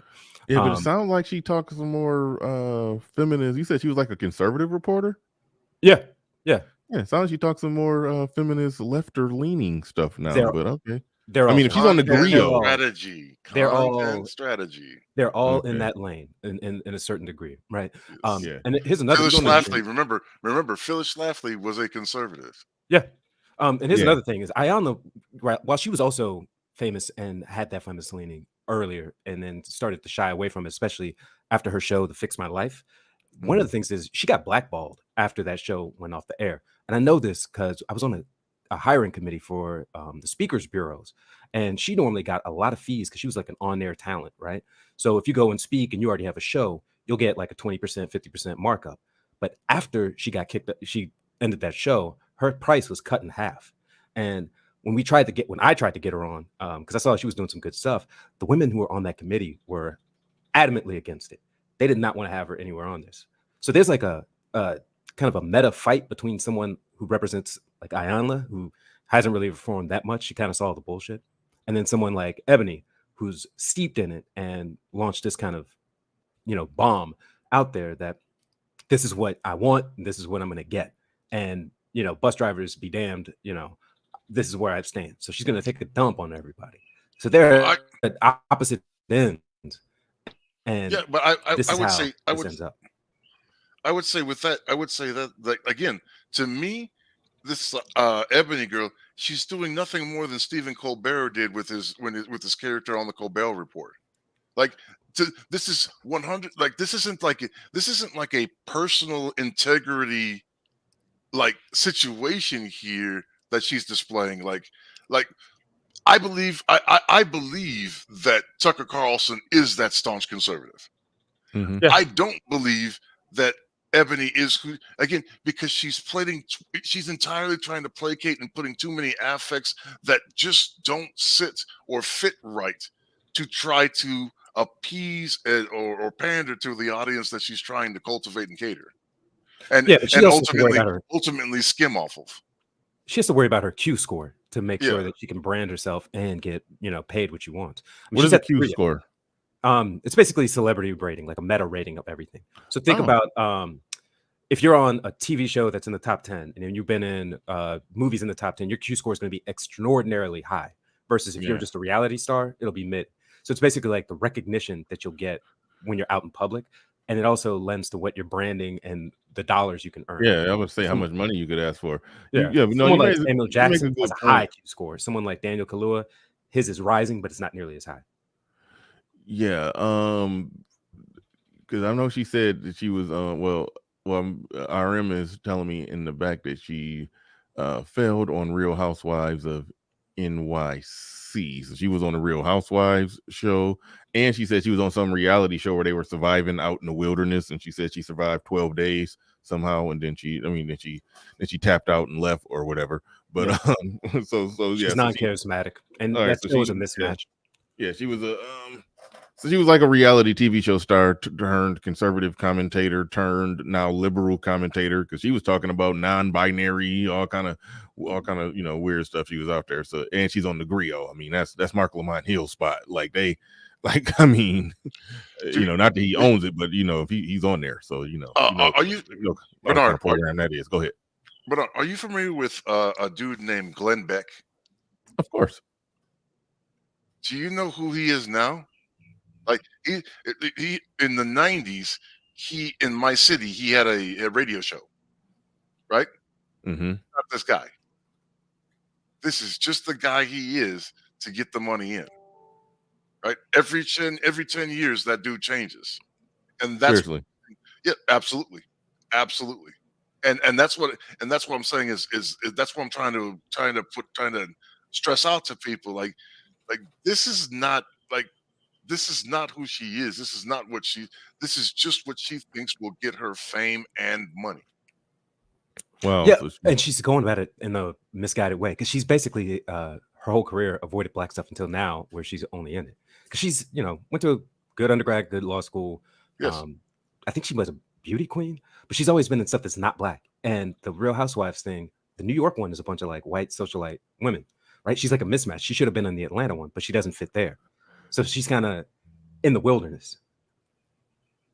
She avoided black stuff, and now she's playing the role as the blackest woman on the internet now. That's her new. That's what she's casted as now. There you go. And it doesn't work because she tries to do all the and everything, and it's just like, I don't know. Maybe it's just me. Like what are you talking? Did you just say it essentially crack is whack circa Whitney Houston 1998? Like what are you doing here? Yeah, that's interesting. That is interesting. See, I didn't. Yeah, those are things I don't know. I'm still shocked about what you said about Glenn Beck. I wouldn't have thought that. Glenn Beck is normally out there. Glenn Beck right now, he be I don't know. I haven't really been listening. He be teetering on some Alex Jones type stuff now. Yes, yes. And that's remember previous to that wasn't his position. He was more of a Tucker Carlson-y type of guy. And then he went off like on some angelical bent, Christian angelical bent, and now he's like in that Alex Jones, trying to fill that Alex Jones space. Previous to that, I'm not saying that he was never conservative. I will say he was never this far right conservative guy. Yeah, he's more like traditional. It's wild. Yeah, it's just wild to think that they literally just switch up when it's convenient. Just okay, let me play this character, let me play this persona. Like, and you can't do that in that age of the internet. It's just you just can't do it. But people do it. I don't know how people manage to do that. But anyway, we are joined by Game Changer. I got to step away for a second, so I'm gonna let y'all have at it. But go ahead, GC. You got the floor. You got the mic. Yeah. So I missed a lot of what was going on, but her whole transition into this black thing. We have to keep in mind that the question at hand wasn't a black question. Mm-hmm. It wasn't. They weren't talking. She didn't say that Ayala didn't say that the bus driver was black. In other words, nobody made it a race issue. This was really just like, would you date a man of any race? And she even said that she did them all. This wasn't a matter of black performance or black male performance. She just switched to that topic. And the reason why, it's because it's convenient. It's because it's what black women feel comfortable with. They feel comfortable with the narrative that they have failed relationships as a result of underperforming black men, even though those black men outperform them. And that 22 city thing is bullshit. Yep. So yeah, they just kind of, she just kind of felt an emergency and broke the glass, broke the whole black woman, oh, woe is me, glass. I'll tell you what that 22 city thing points to. And if you go back on the list, look at every one of those cities and they have a major university or hospital system. And a lot of those are populated by administrative positions with a lot of women in them, right? So you could have someone who's like a hospital administrator and a bunch of women doing like accounts payable stuff, and they're making good money, but that's only in very select areas with very specific type of infrastructure. You go outside of that, or you go to higher tier cities. Go ahead. No, I'm sorry. Sorry to interrupt. I'm not familiar with what you guys are referencing. There was a Pew Research study that showed that outside of, I want to say like 22 cities, that women were earning more than men, right? And it makes you think that all women these under 30. Yeah, that's true. But it was like it makes you think that it's like, New York, Washington, Miami, all these major cities, but it was like very specific, like Bakersfield, Gainesville, where there's like a major university in Gainesville, FSU, or I can't remember if it's FSU or U of F. And then like Bakersfield, where there's like University of Fresno is nearby, or there's like a major hospital system nearby. Exactly. Yeah. And so it's like, there's not like great jobs in these areas, except for the university or the hospital or the city government. And so they'll have like these very stable positions making, 60, 70,000, 80,000 in an area where the median income is probably 45, 50. And so they're doing very well relatively, but they're not blowing out on the aggregate what men are doing throughout the country. Again, so this is my problem with this. This is like with the degree thing, because if you look at the studies when they have, like, they include dental technicians, like they include hair, hair degrees, all of that, like they include those within the, like if you read into them, they include those within the statistics, right? For saying that they're more degreed, and also with the businesses, right? Like if you put in for an LLC and say that you have a nail business or a hair business, right? You like the business literally could be making zero money, but it's still counted as a business, and so it's still counted as cash business. Those are ones where you can get ahead, but you're not reporting that income. So you have a big problem when it comes to IRS, man.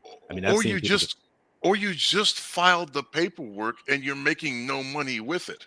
Yeah, but on the back end, you're gonna get screwed, because then what are you gonna do when your Social Security is undercounted, right? Like you're gonna retire. What I'm saying is based upon the statistics that they give for these type of studies, like you're saying, how they screw and how they play with the numbers, because they're playing with the inputs, right? And including things that shouldn't be included, right? Dental technicians should not be included in STEM fields. No, they should. There's sales, like what do you call it? Technology sales is still in tech, but it's still a sales oriented function within the tech field, right? But like he said dental technician. He didn't say, pharmaceutical sales rep. No, what I'm saying is when you're talking about degrees in STEM, dental technician should that just right, because you're doing is where do you think? Where else would it because you're encroaching upon 2-year and 4-year institutions versus these PMI these PMI 9-month certificates. You're encroaching. I get what you're saying.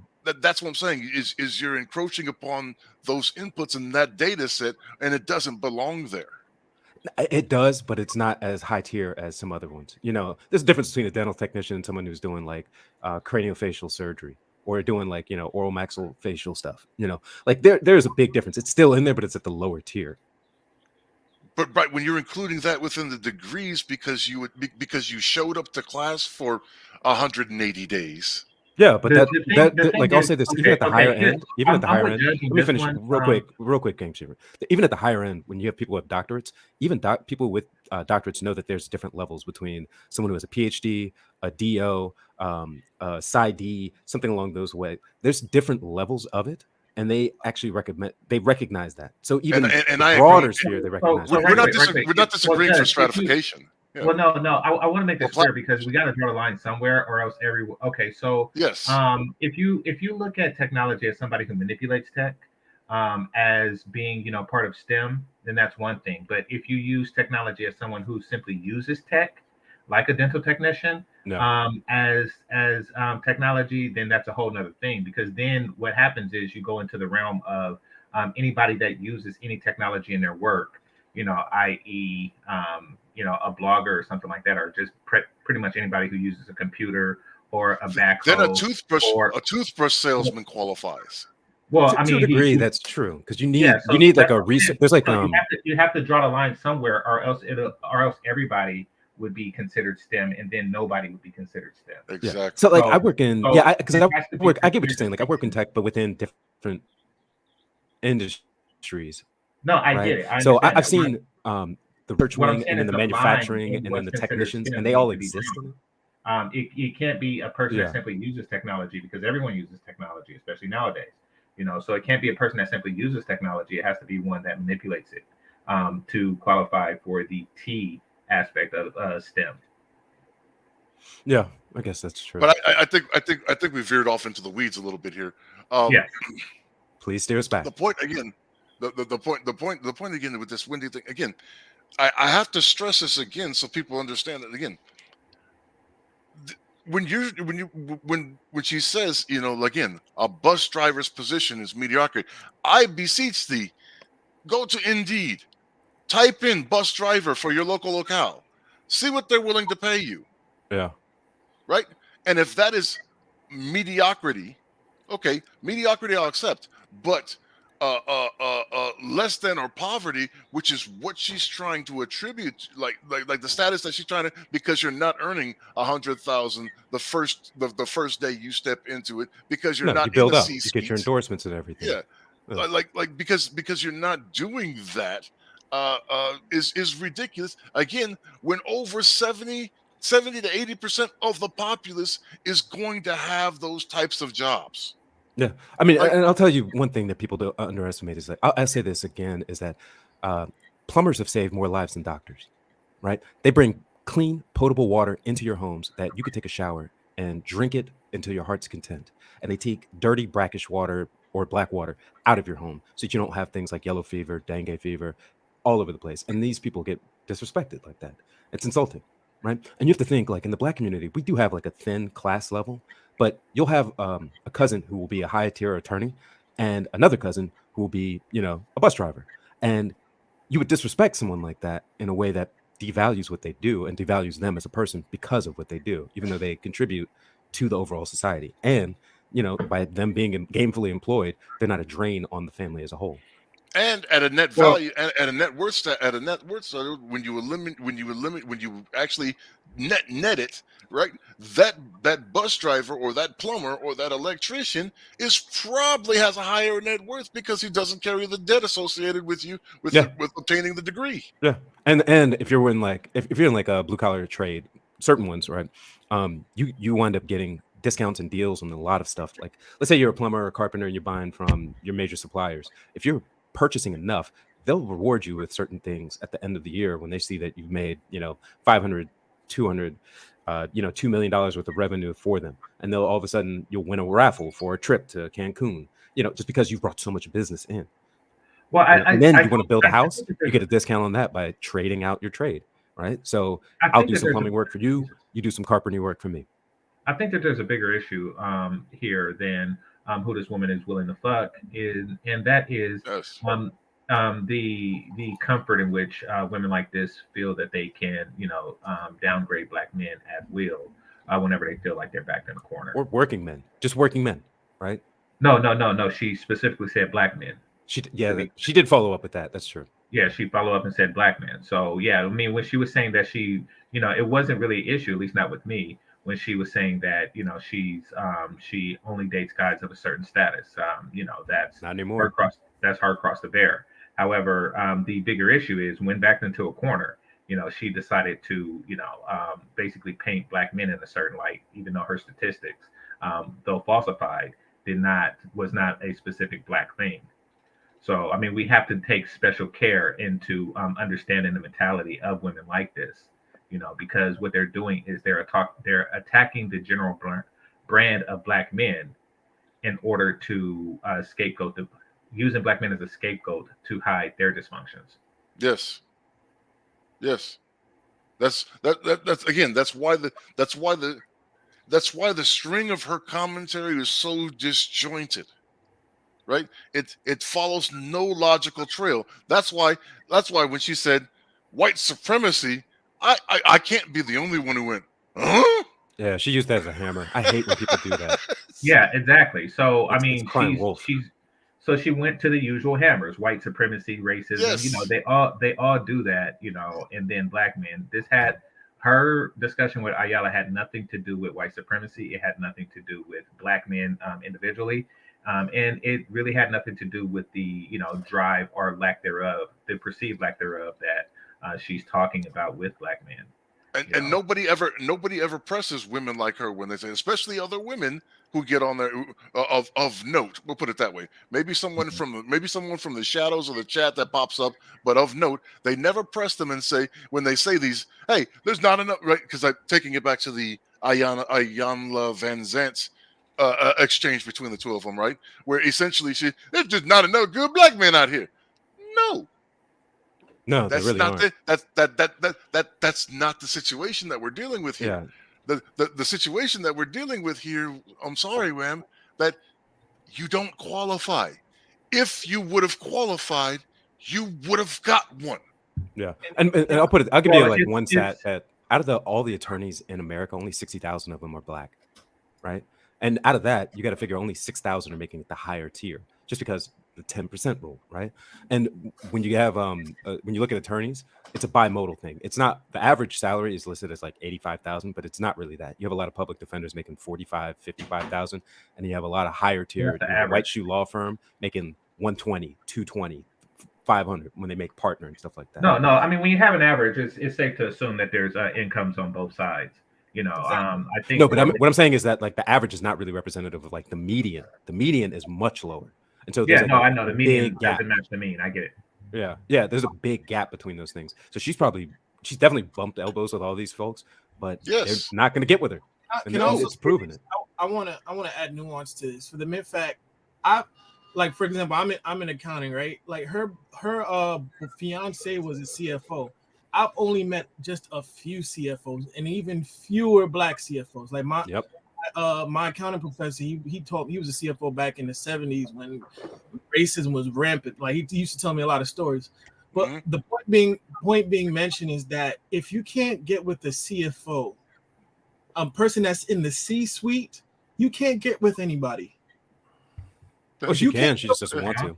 No. Meaning that, in other words, I'm saying is if that's not good enough, and if you can't get along with somebody in the C-suite, then I don't know what to tell you. And my thing is this: we always need to ask black women this: if you're so college educated and you have all these degrees, why couldn't you pick out a black man that was in one of the STEM departments, was in the engineering department when you were going to school for your underwater basket weaving degree, for your sociology degree, for your psych degree? Why couldn't you go across campus and find a black man that was in engineering, that was in chem, that was going for the data analyst, something of that nature? Why you couldn't find someone on campus because they're living it up. I mean, like I went to a good college, and like I'm telling you, a lot of these women, they're coming in with the independent thing. Like, I want to go to Japan, I want to travel, I want to go to grad school, and while I'm there, I'm gonna have fun, right? They get in sororities, and they wind up,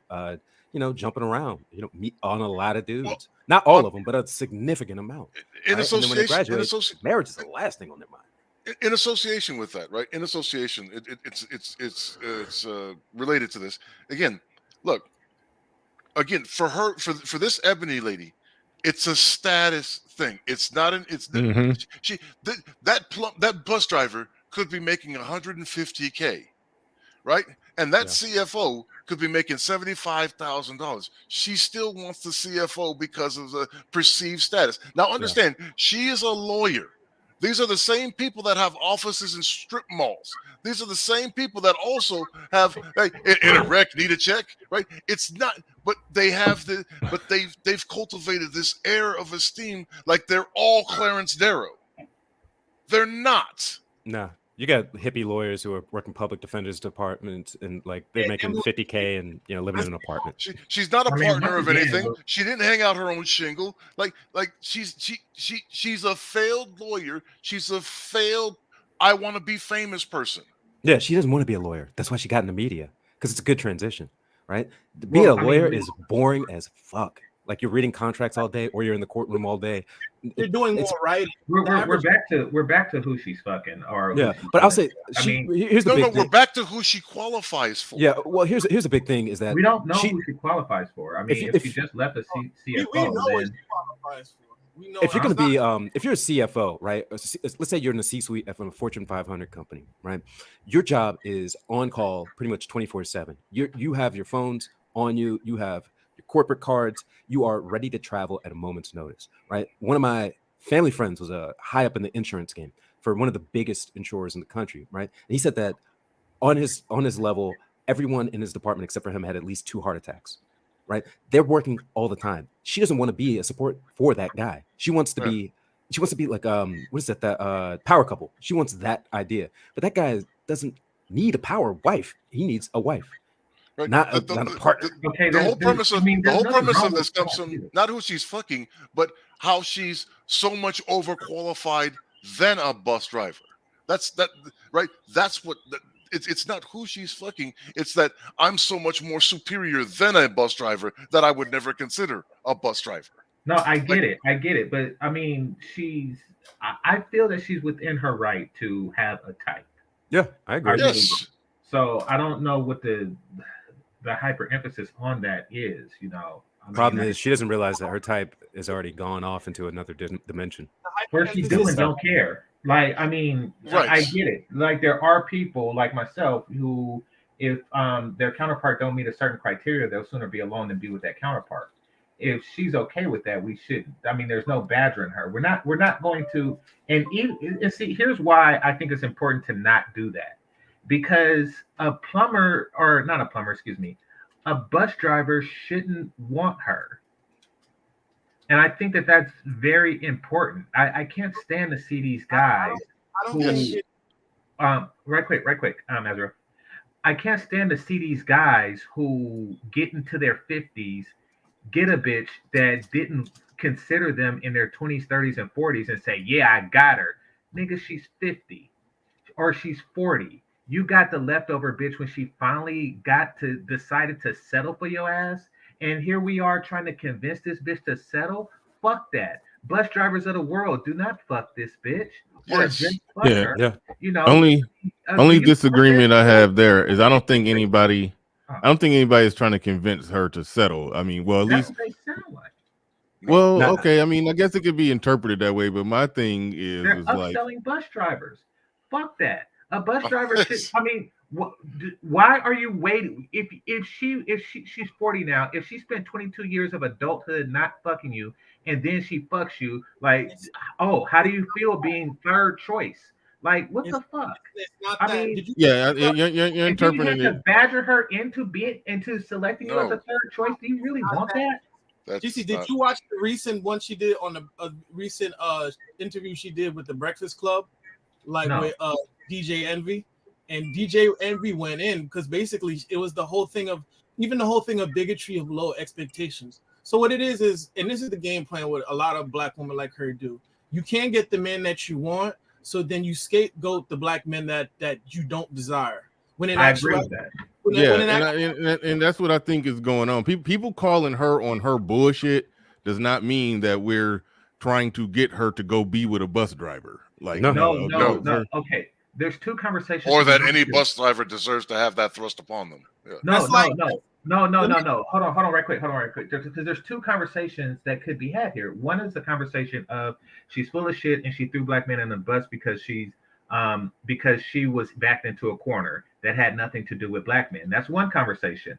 Right. Another conversation is, oh yeah, but bus drivers and plumbers are good people and she should fuck them.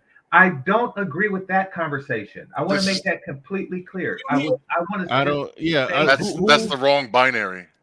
I don't know who made that argument. I know my argument was more along the lines of if somebody asks you, would you be with a bus driver, and you say no, and you get backlash, that's everybody basically tap, telling you you're just slightly above average at this point in your life. That's basically because the bus driver is probably making just slightly above average income. That's people telling her that, your clock is ticking, bitch. So that's all I looked at it as. Everything else going forward after that was her doing deflections and making excuse or just trying, like you said, trying to shit on black men for a statement that she made. Yeah, but I want to also say this: her response after the backlash was she quoted Bush saying the bigotry of low expectations. Is like, hold on now. And that's what I think people should have a problem with. And a lot of guys had a problem with. For the mere fact you're like, okay, you're trying to make it this she's trying to virtue signal into this. Black men aren't doing enough and we as a race can do better. Hold on. No. That's not the issue. You're talking about the bigotry of low expectations People there are people that are bus drivers, there are people that are mailmen, there are people that are in the civic services. That doesn't mean that they have low expectations of their life.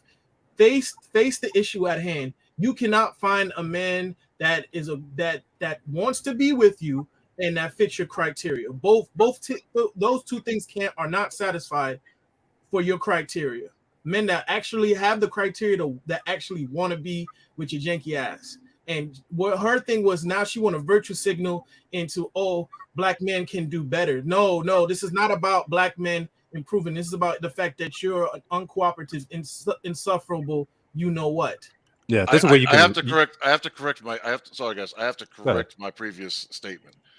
When I labeled her a failed lawyer and a failed trying to be famous person, I've been informed that she has a $3 million net worth. That does that. So I have to accept that I was wrong in saying necessarily failed. But if that is failing, if failing still gets you $3 million, then I need to fail some more. But man, I don't believe that. I can't imagine that she has that after living. Her advance was probably 100K, right? She probably burned through that. Fox News, she probably is on a Google net worth. The Google net worth, they do be fake, but yeah. I mean, I just assume she's successful. I mean, yeah, she probably has a nice condo in New York or DC or Atlanta, and probably a couple $100,000 in the bank. So I'd say 800,000 to $1 million. You guys do know that she was technically on a Suedo kind of sugar baby deal with the CFO fiance, right? Like he put her up in the Four Seasons in a 3-bedroom at the Four Seasons, right? So there's no telling. She probably could have collected money from dudes. Dudes are paying. She's 30. She'll be 40 in September. So throughout her life, she probably accumulated money, got advances, got connections. She probably did well for herself somewhat, but more so about her networking and who she is. We don't know what she did for the money and so on and so forth. But the issue, she is probably a sugar baby, definitely. She needs married. She needs a 60-year-old dude who's at the C-suite and he's about to retire. That's what she needs. Have you guys? But that's not what she wants, right? She wants the Morris Chestnut of whatever respective business world in her area but she doesn't want today's Morris Chestnut or today's Boris Koji, right? You know what? She wants prime Morris Chestnut, prime Boris Koji right now. Like she doesn't want Winthorpe, right? she does. Well, she don't really want Morris Chestnut. She wants Chris Hemsworth. You look at maybe that too. Yeah.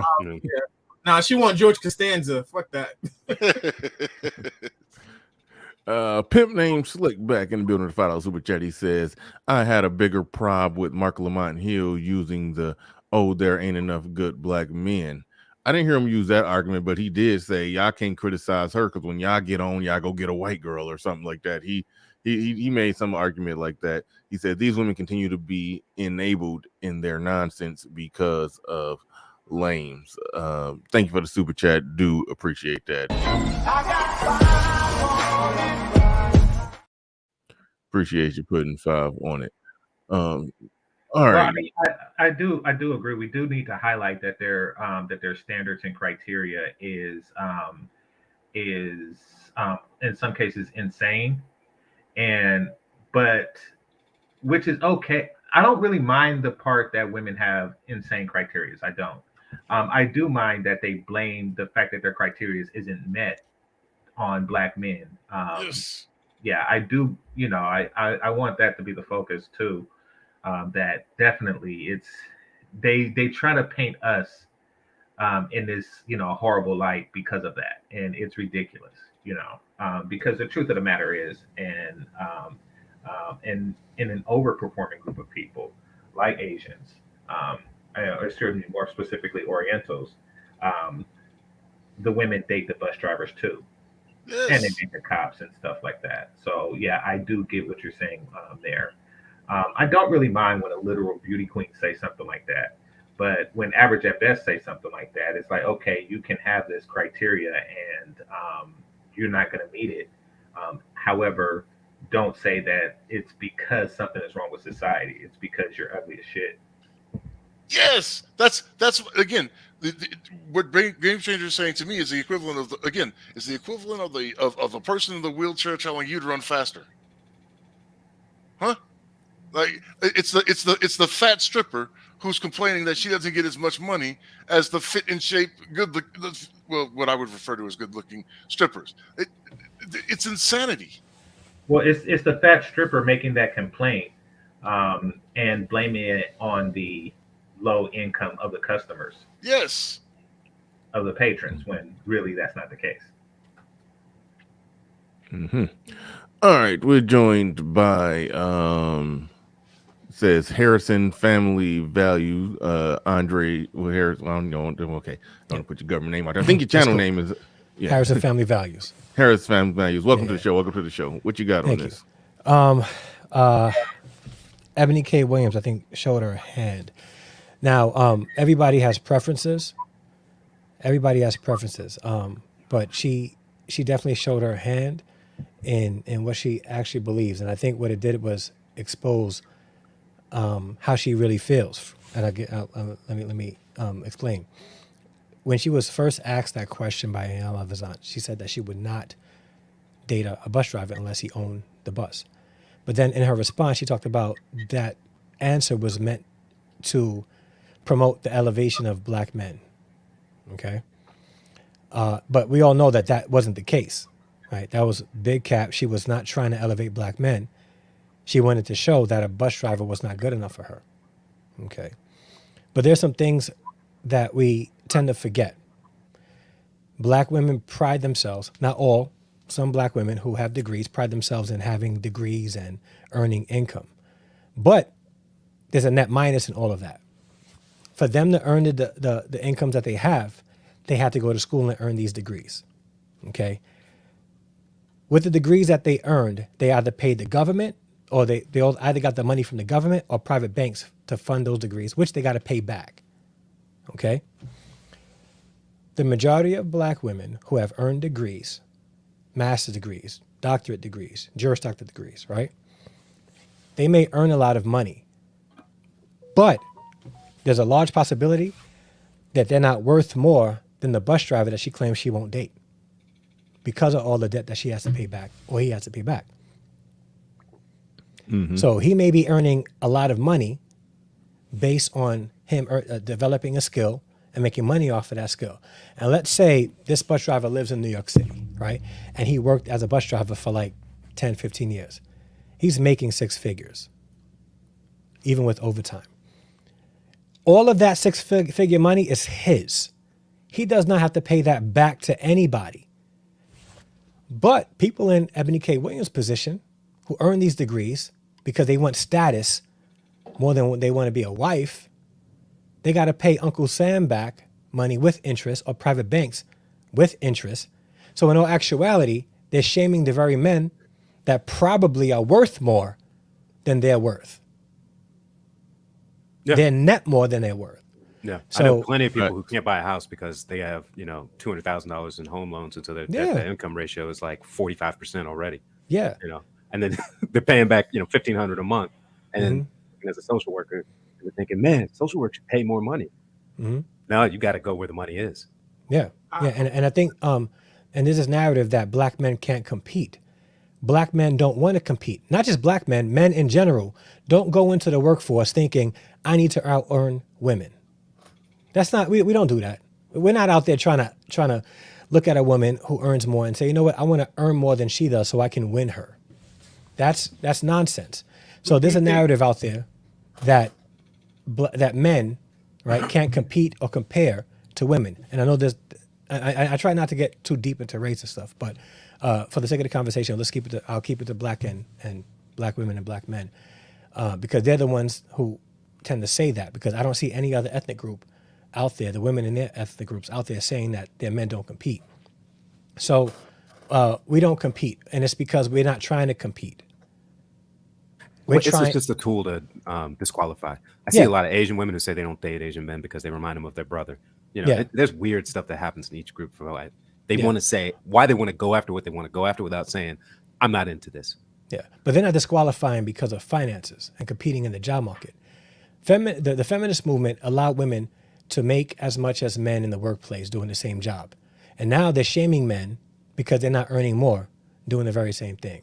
I think it's a cycle that allows women to live in their delusion and they're not being confronted with it internally. They need to really self-reflect. And my last point is this. There's nothing wrong with priorities. But I think a lot of women aren't doing this. They're not asking themselves, do my priorities, do my preferences set me up to be a wife, to be in a sustainable marriage, to actually find somebody that I can live with and build with? Because there's a lot of women that don't want to build with a man.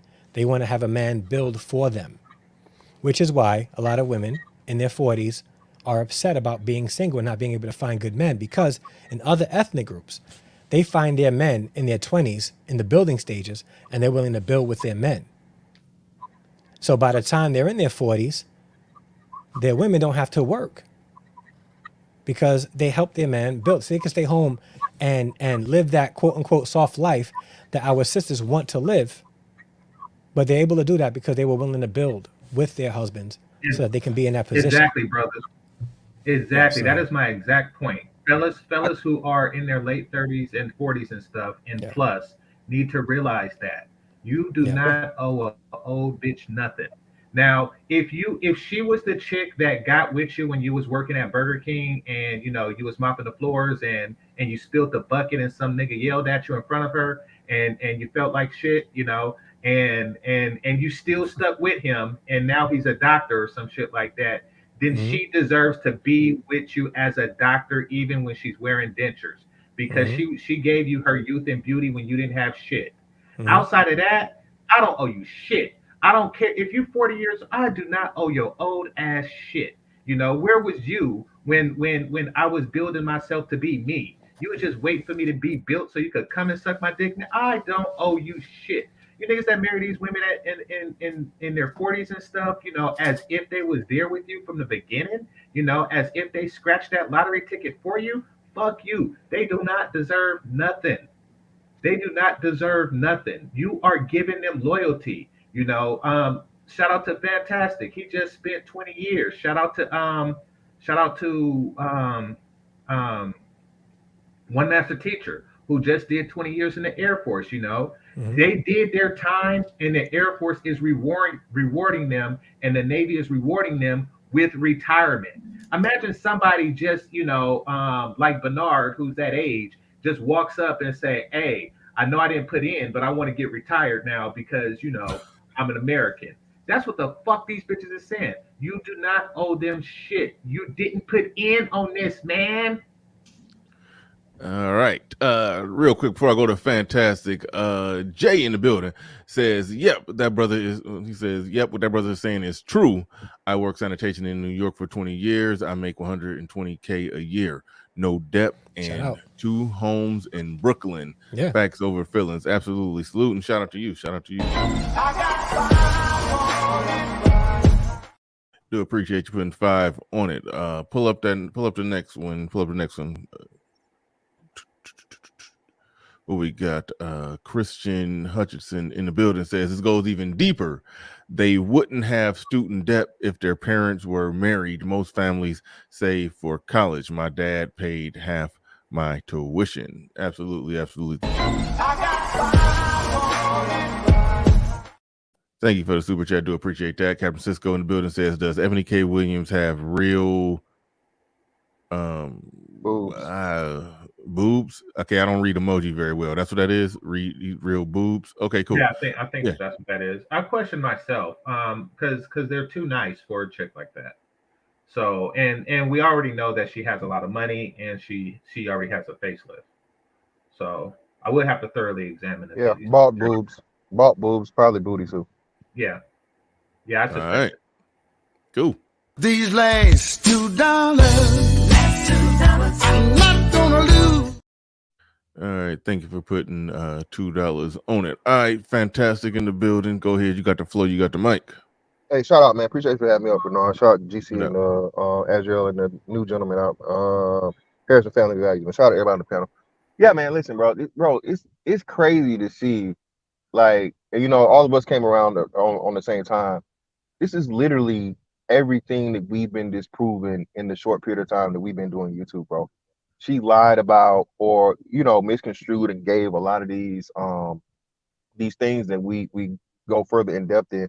Oh, there are more black women in college than black men. They're more race of every woman of every race in college than the men are. Okay. Then she taught earning and all these different things, and then owning businesses. Again, the minority of people of every race own businesses. Most people are 9-to-5 workers. So what we have, man, is this misandry couched in, oh, I just want to see black people do better, when black men start coming at her neck and just disproving and debunking a lot of these talking points that we know really what it is. It's like, hey, you niggas need to get where I'm at.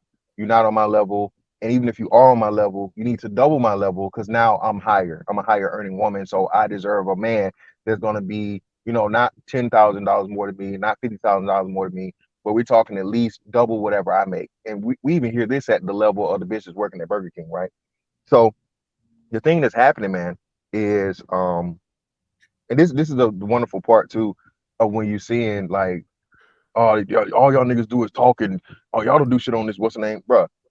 When I tell you, bro, the stuff I hear dudes say on Twitter that I know they got from here for us talking about it and pulling up stats and stuff, bro, niggas didn't give a damn about no stats 5 years ago.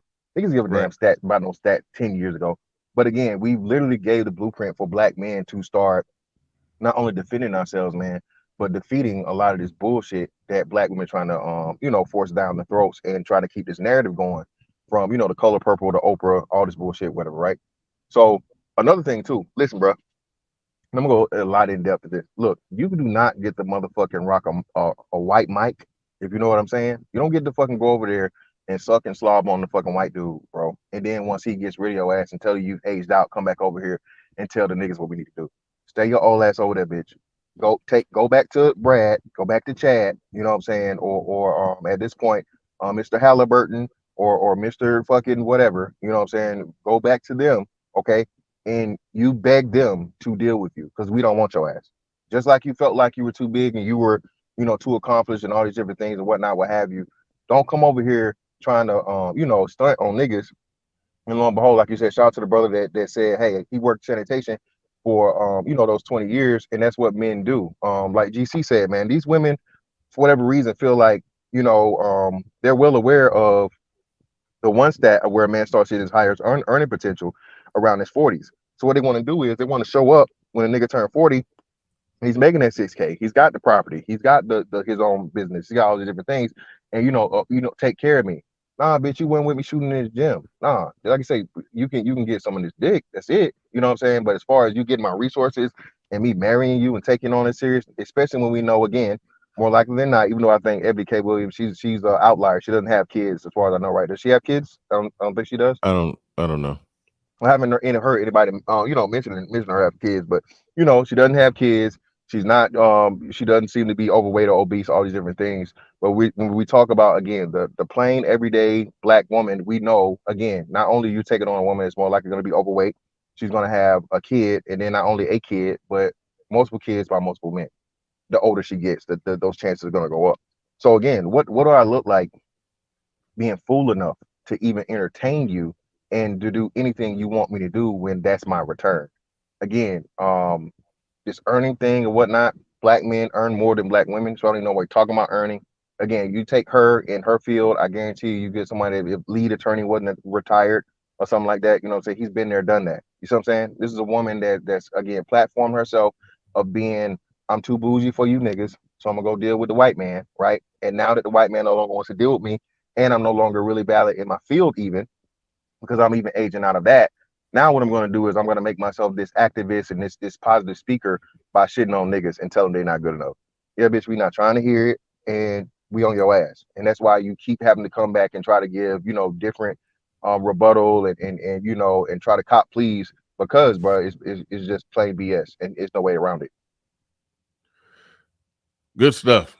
Good stuff. You pretty much hit every damn point. Don't got much to say after.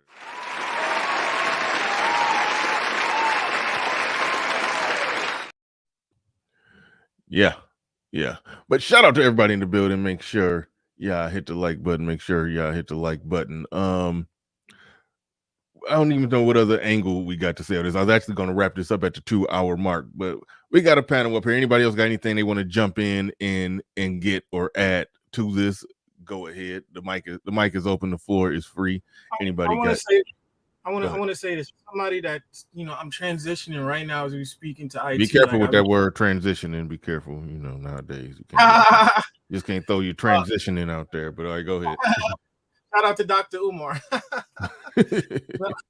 So somebody that's trying to switch careers and whatnot, and I am also in accounting, right? If it wasn't for my accounting degree, like I would have probably become a plumber, like in New York alone. And I don't know if Harrison Family Values. I think you're from New York as well. I'm not sure. What's up? Man? Yeah. I'm from New York, and I'm a teacher. Okay, cool. I wanted to say with in New York, after 5 years, you make $90K automatic, right?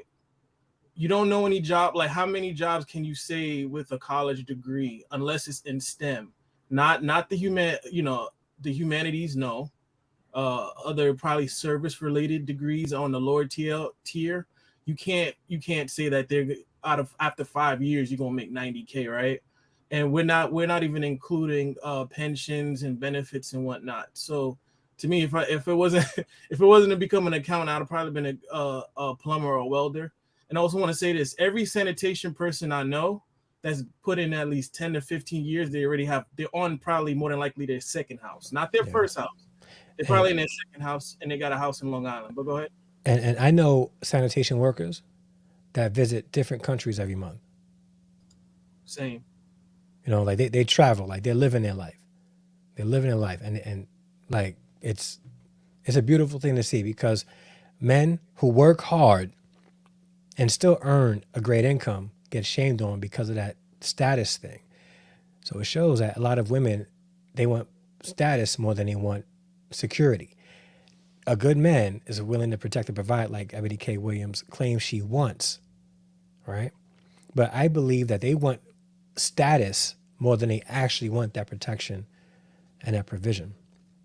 Oh yeah, most definitely, man. They again, especially her. She has a record of it. Again, the white dude she dealt with was some CFO for a Fortune 500 company.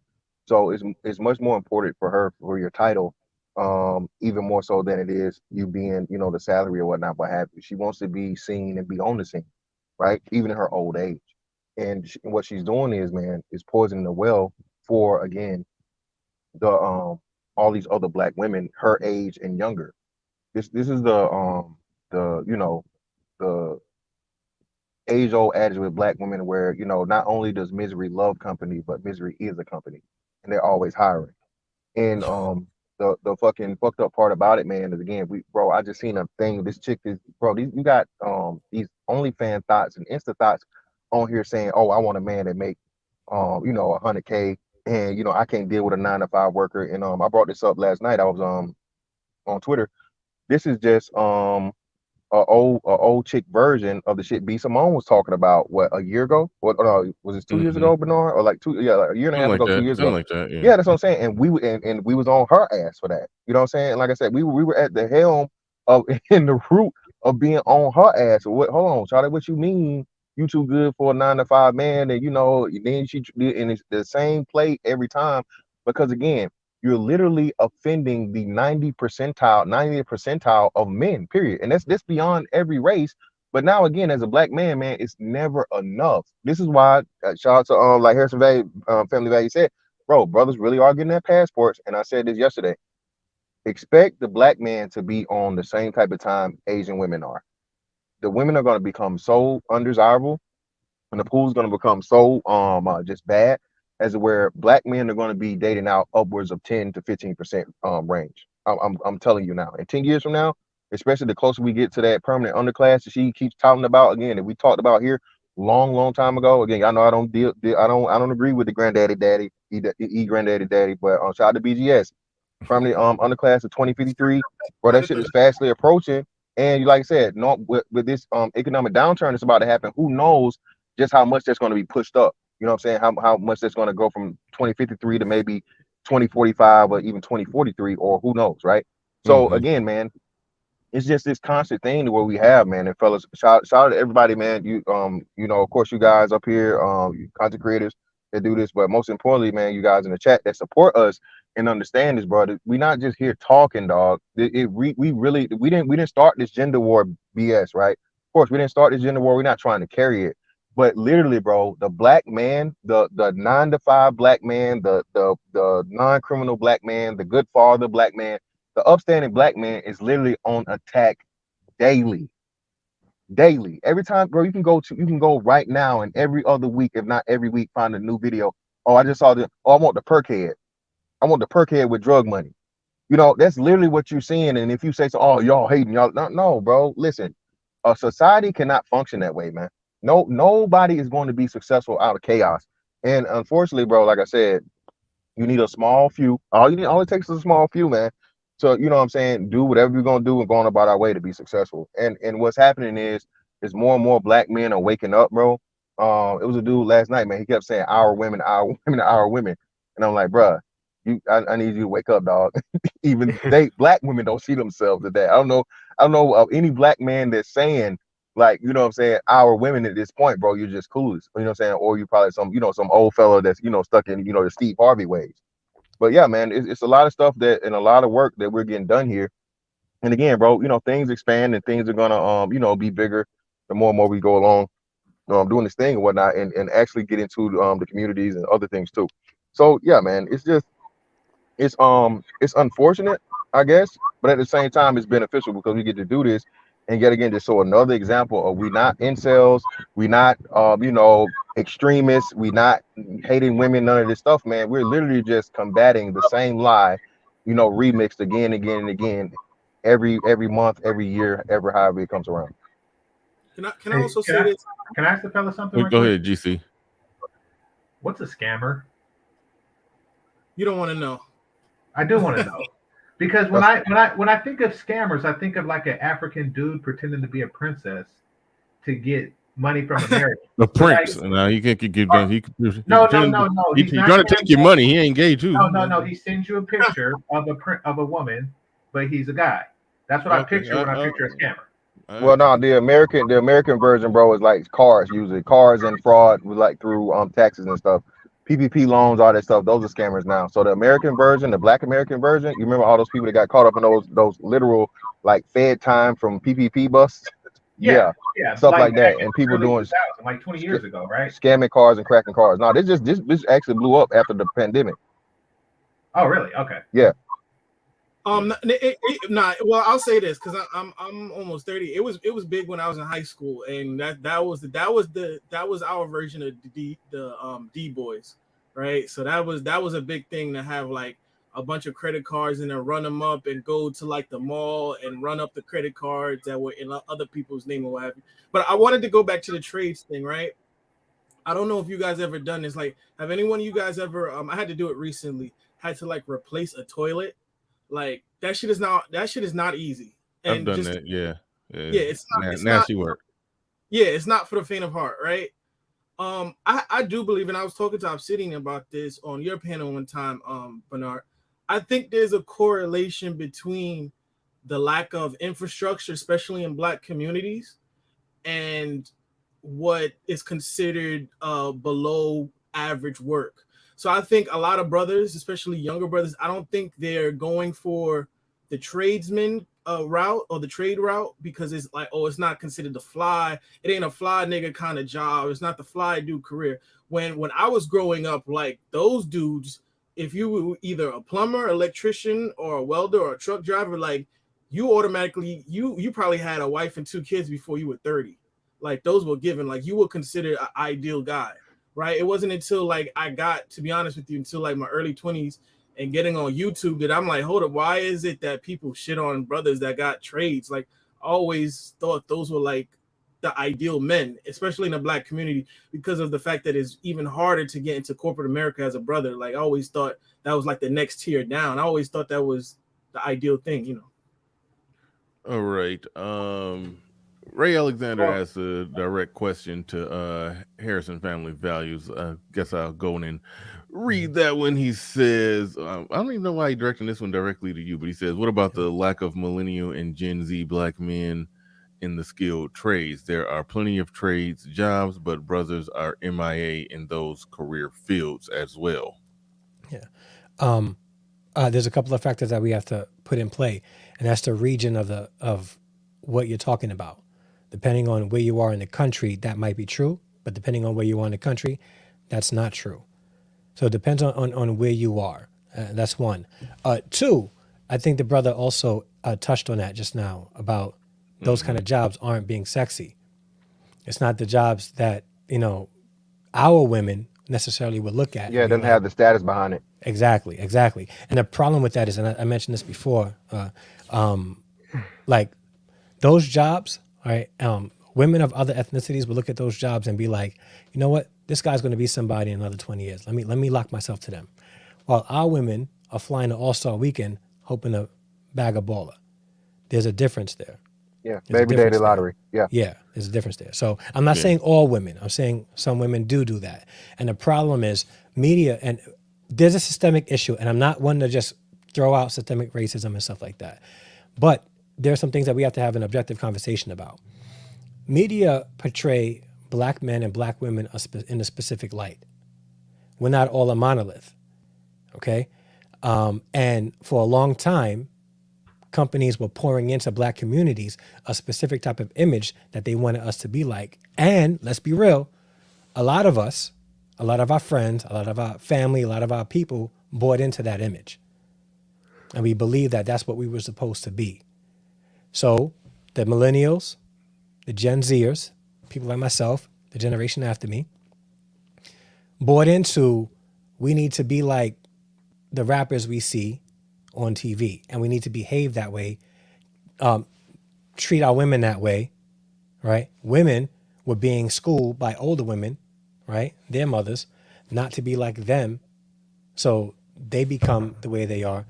It's a real layered conversation. But as far as to your question, depending on where you are in America, in this country specifically, that's true, and it might not be true. New York City, there's a rise of black trade workers now because they're being incentivized. About 15 years ago, or 10 years ago, New York City had a lawsuit with the FDNY, right? There was a lawsuit against the FDNY. And it was because there was proven to be a systemic problem where they were not hiring black men. They just weren't. They were hiring their family members.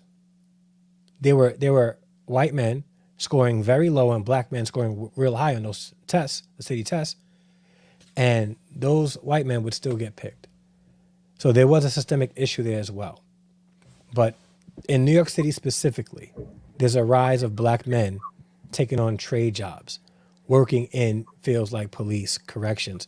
And in fact, in New York City, and maybe you can attest to this, New York City corrections is predominantly African-American. Agreed. Predominantly African-American. And in 5 years, they're earning $100K. So I want to point out also that that I think the reason that the white guys are passing the test at a higher rate than black dudes is because a lot of trades are passed down father to son. Yeah. You know, you have that father that, spent 10 years fixing the old Chevy in a garage with his son under the hood. That boy's passed that trade exam a lot quicker than somebody who been Googling it for the past 6 hours before the test. Yeah. Damn, you could even say 6 months. Yeah, but you know what? Can I 6 months? Okay, let's go with that. Yeah, but can I say something also? This is going to be one of those things that we as black men got to be self-reflective on. We tend to put more investment of our hours in the sports and the entertainment that our sons do. Right? We'll spend, and maybe I'm talking like a teacher right now, right? I went one time to one of my students' football games, right? And it was packed with fathers. Pee Wee football, packed with fathers, right? Shouting and cheering their sons on, which I love to see. I enjoyed seeing father involvement. But although there's an increase, I still don't see that many fathers going to things like parent-teacher conference, and I'm an elementary school teacher. I don't see a lot of fathers taking their kids, like what you were saying, fixing the car and telling their sons, come over here and take a look at this. Let me show you how to do that. I think we need more of that also. We need to see a rise in that. And I think a lot of that has to do with where we're investing our time with our kids and how we're investing in our kids also. And that's just a matter of us as black men being self-reflective and asking ourselves, are we really teaching our sons how to develop a skill so that when they grow up, they can utilize that skill? Yeah. I think it's something worse with that, brother. I mean, because the things that you're describing, like parent-teacher conference, that's more of a okay. So most, or I should say, far too many black dudes do not have sole custody of their kids, or access, even if they have, or like I said, pushback and resistance, even if they do have legal involvement or custody, shared custody with their kids. Mm-hmm. Exactly. Now, a football game, you can go whether it's your day with the kid or not, because it's open. You can go to the football game. Yeah. But if you're a parent and it's a parent-teacher conference, it has to be your day in order to go to that particular conference. Well, that's if the child is there. No, that's not true. If your child is present, that might be the case. But even if your child is present, if you have joint custody and you have a court order for that joint custody, you have legal access. Now, it varies state by state. But in most states, if you have joint custody and you can prove that with court documents, the school cannot deny you access to any records, even access to your child. Now, if you have proof of visitation, you can't just go and pick up your child anytime you want. But you can go there for parent-teacher conference to get information. Yeah, I was going to say that. You can just go and sit down and talk to the teachers, whether it's your day or not. Yeah. No, I was thinking about the days where you have to bring the kid. Well, no. And let me tell you, someone who literally had to go through this, to where I have legal shared custody of my kids, and the mother deliberately and purposely, I had to go through that exact same thing. I had to provide, and again, it's not this is why I say it, and I appreciate the brother for bringing this up, but again, we hold ourselves accountable more so than we hold the other party, and for those of us who've been fortunate enough and blessed enough to not have to have a bitter mother of our kids, you really don't know just how far it goes, bro. I've literally been locked up when having legal, and had my children illegally taken from me by force by police officers, even after showing them a court document saying that, proving I had custody and rights to my children. So imagine you being a father, and not only you already have a situation and so on and so forth where you and the mother clearly aren't getting along, but now we're going to the point of where you need to provide legal documentation. You have to show these things, and then even still, in order to get that done, if she chooses not to put you on the record as having access to your children, then you have to go through the school board and have the school board show them the thing, so you can be forced to be put on there as someone that's able to have access to the children while in that system. So again, yeah, of course you can go individually or whatnot, what have you, but then too, like I said, if you're on this situation where you're in a toxic parenting situation, you're never even going to know, and you're not even going to be on the contact list to know there is a parent-teacher conference. So again, for those that may not have ever been in a situation that bad, the reason why there isn't a lot of participation is because a lot of these fathers just don't have access and they aren't aware, because you have these vindictive women, again, Pookie, Ray, the dude that's out here slanging and banging and all these other things, they have no problem, right? Those would be you every now and again you'll see the dude pull up in the in the Caprice with the 24s and the gold teeth and the dreads and so on and so forth, banging the fucking music, playing all kinds of profanities to the school, and then walking there to pick his kid up, if that.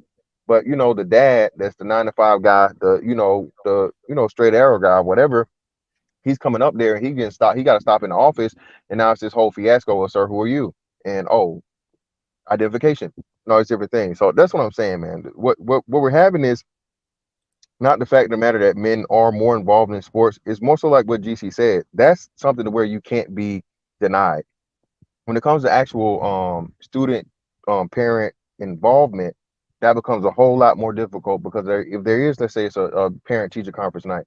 Now I'm not trying to be there if the mom is there by chance, because now that's conflict, and then all these different things, and it just gets really, really toxic, man. And I don't think a lot of people who, again, fortunately have not had to deal with those things, just don't understand how bad it can be, because you don't want to cause an issue, even more so with the parent. Fuck the the bitch or whatever, the vindictive bitch, but your kid. You don't want your kid to be embarrassed because this woman doesn't know how to be cordial and be an adult and all this everything, and not call a scene. Yeah, no, it's a lot of stuff, baked into the cake of how it's all structured and how it's all set up. That's messed up. But my experience because I coach basketball, and I did notice a lot of dads involved at the game. Actually, during parent teacher conference time, I noticed a lot of dads there for the parent teacher conference. A lot of black dads. So that's sort of what I seen or how I looked at it. But understand it could vary from places to places and everything. But yeah, I mean, I say both. It's a lot of vindictive women, red tape when the dude is trying to be involved. If he isn't the custodial parent, and if she's on some bull, his name's not on the list. His name only can get on the list if you put him on the list. There's nonsense like that. But at the same time, I do say that I want to see more black men doing whatever they got to do, whatever red tape is being put up there. Go ahead and fight the shit, fight it, push the envelope. But I don't let the woman off the hook, because like I say, the system is an inanimate object. She is like a gun. She got to load it, cock it, aim it at you in order for it to do something. So I do put it on her if that system is being used against you. It's not the system, it's the person loading the gun and shooting it at you. But either way it go, I say both. The system is messed up, but I do want men. I don't like to see men. I want to see more men fighting it. That's just where I'm at with it. But shout out to you, Harrison Family Values. I see you said you had to go in the back, so yeah, peace. But Salty Balls in the building with the $10 super chat. Do appreciate you. He says the largest projection ever. She went to a below 125 rank law school. Hey, I say law school is a law school is a law school, but he says it's 125 ranked. He says no top law firm wanted to hire her. Okay, which grades are needed to hire from a top law school and highest ranking students? Thank you for the super chat. Do appreciate that. Salty. Suck on my chocolate salty balls. Put them in your mouth. Put them in your mouth and suck them and suck them. Shout out to Salty Balls. Shout out to Salty Balls. Ryan Decipher in the building. Ryan Decipher in the building says supporting black male media. He says shout out to Azrael. Tech boys are up. Absolutely.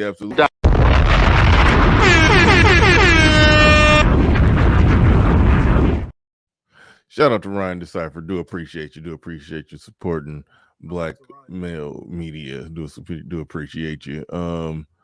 Yeah. gotta put that 100 spot back up on the board. Just leave that one there for a while.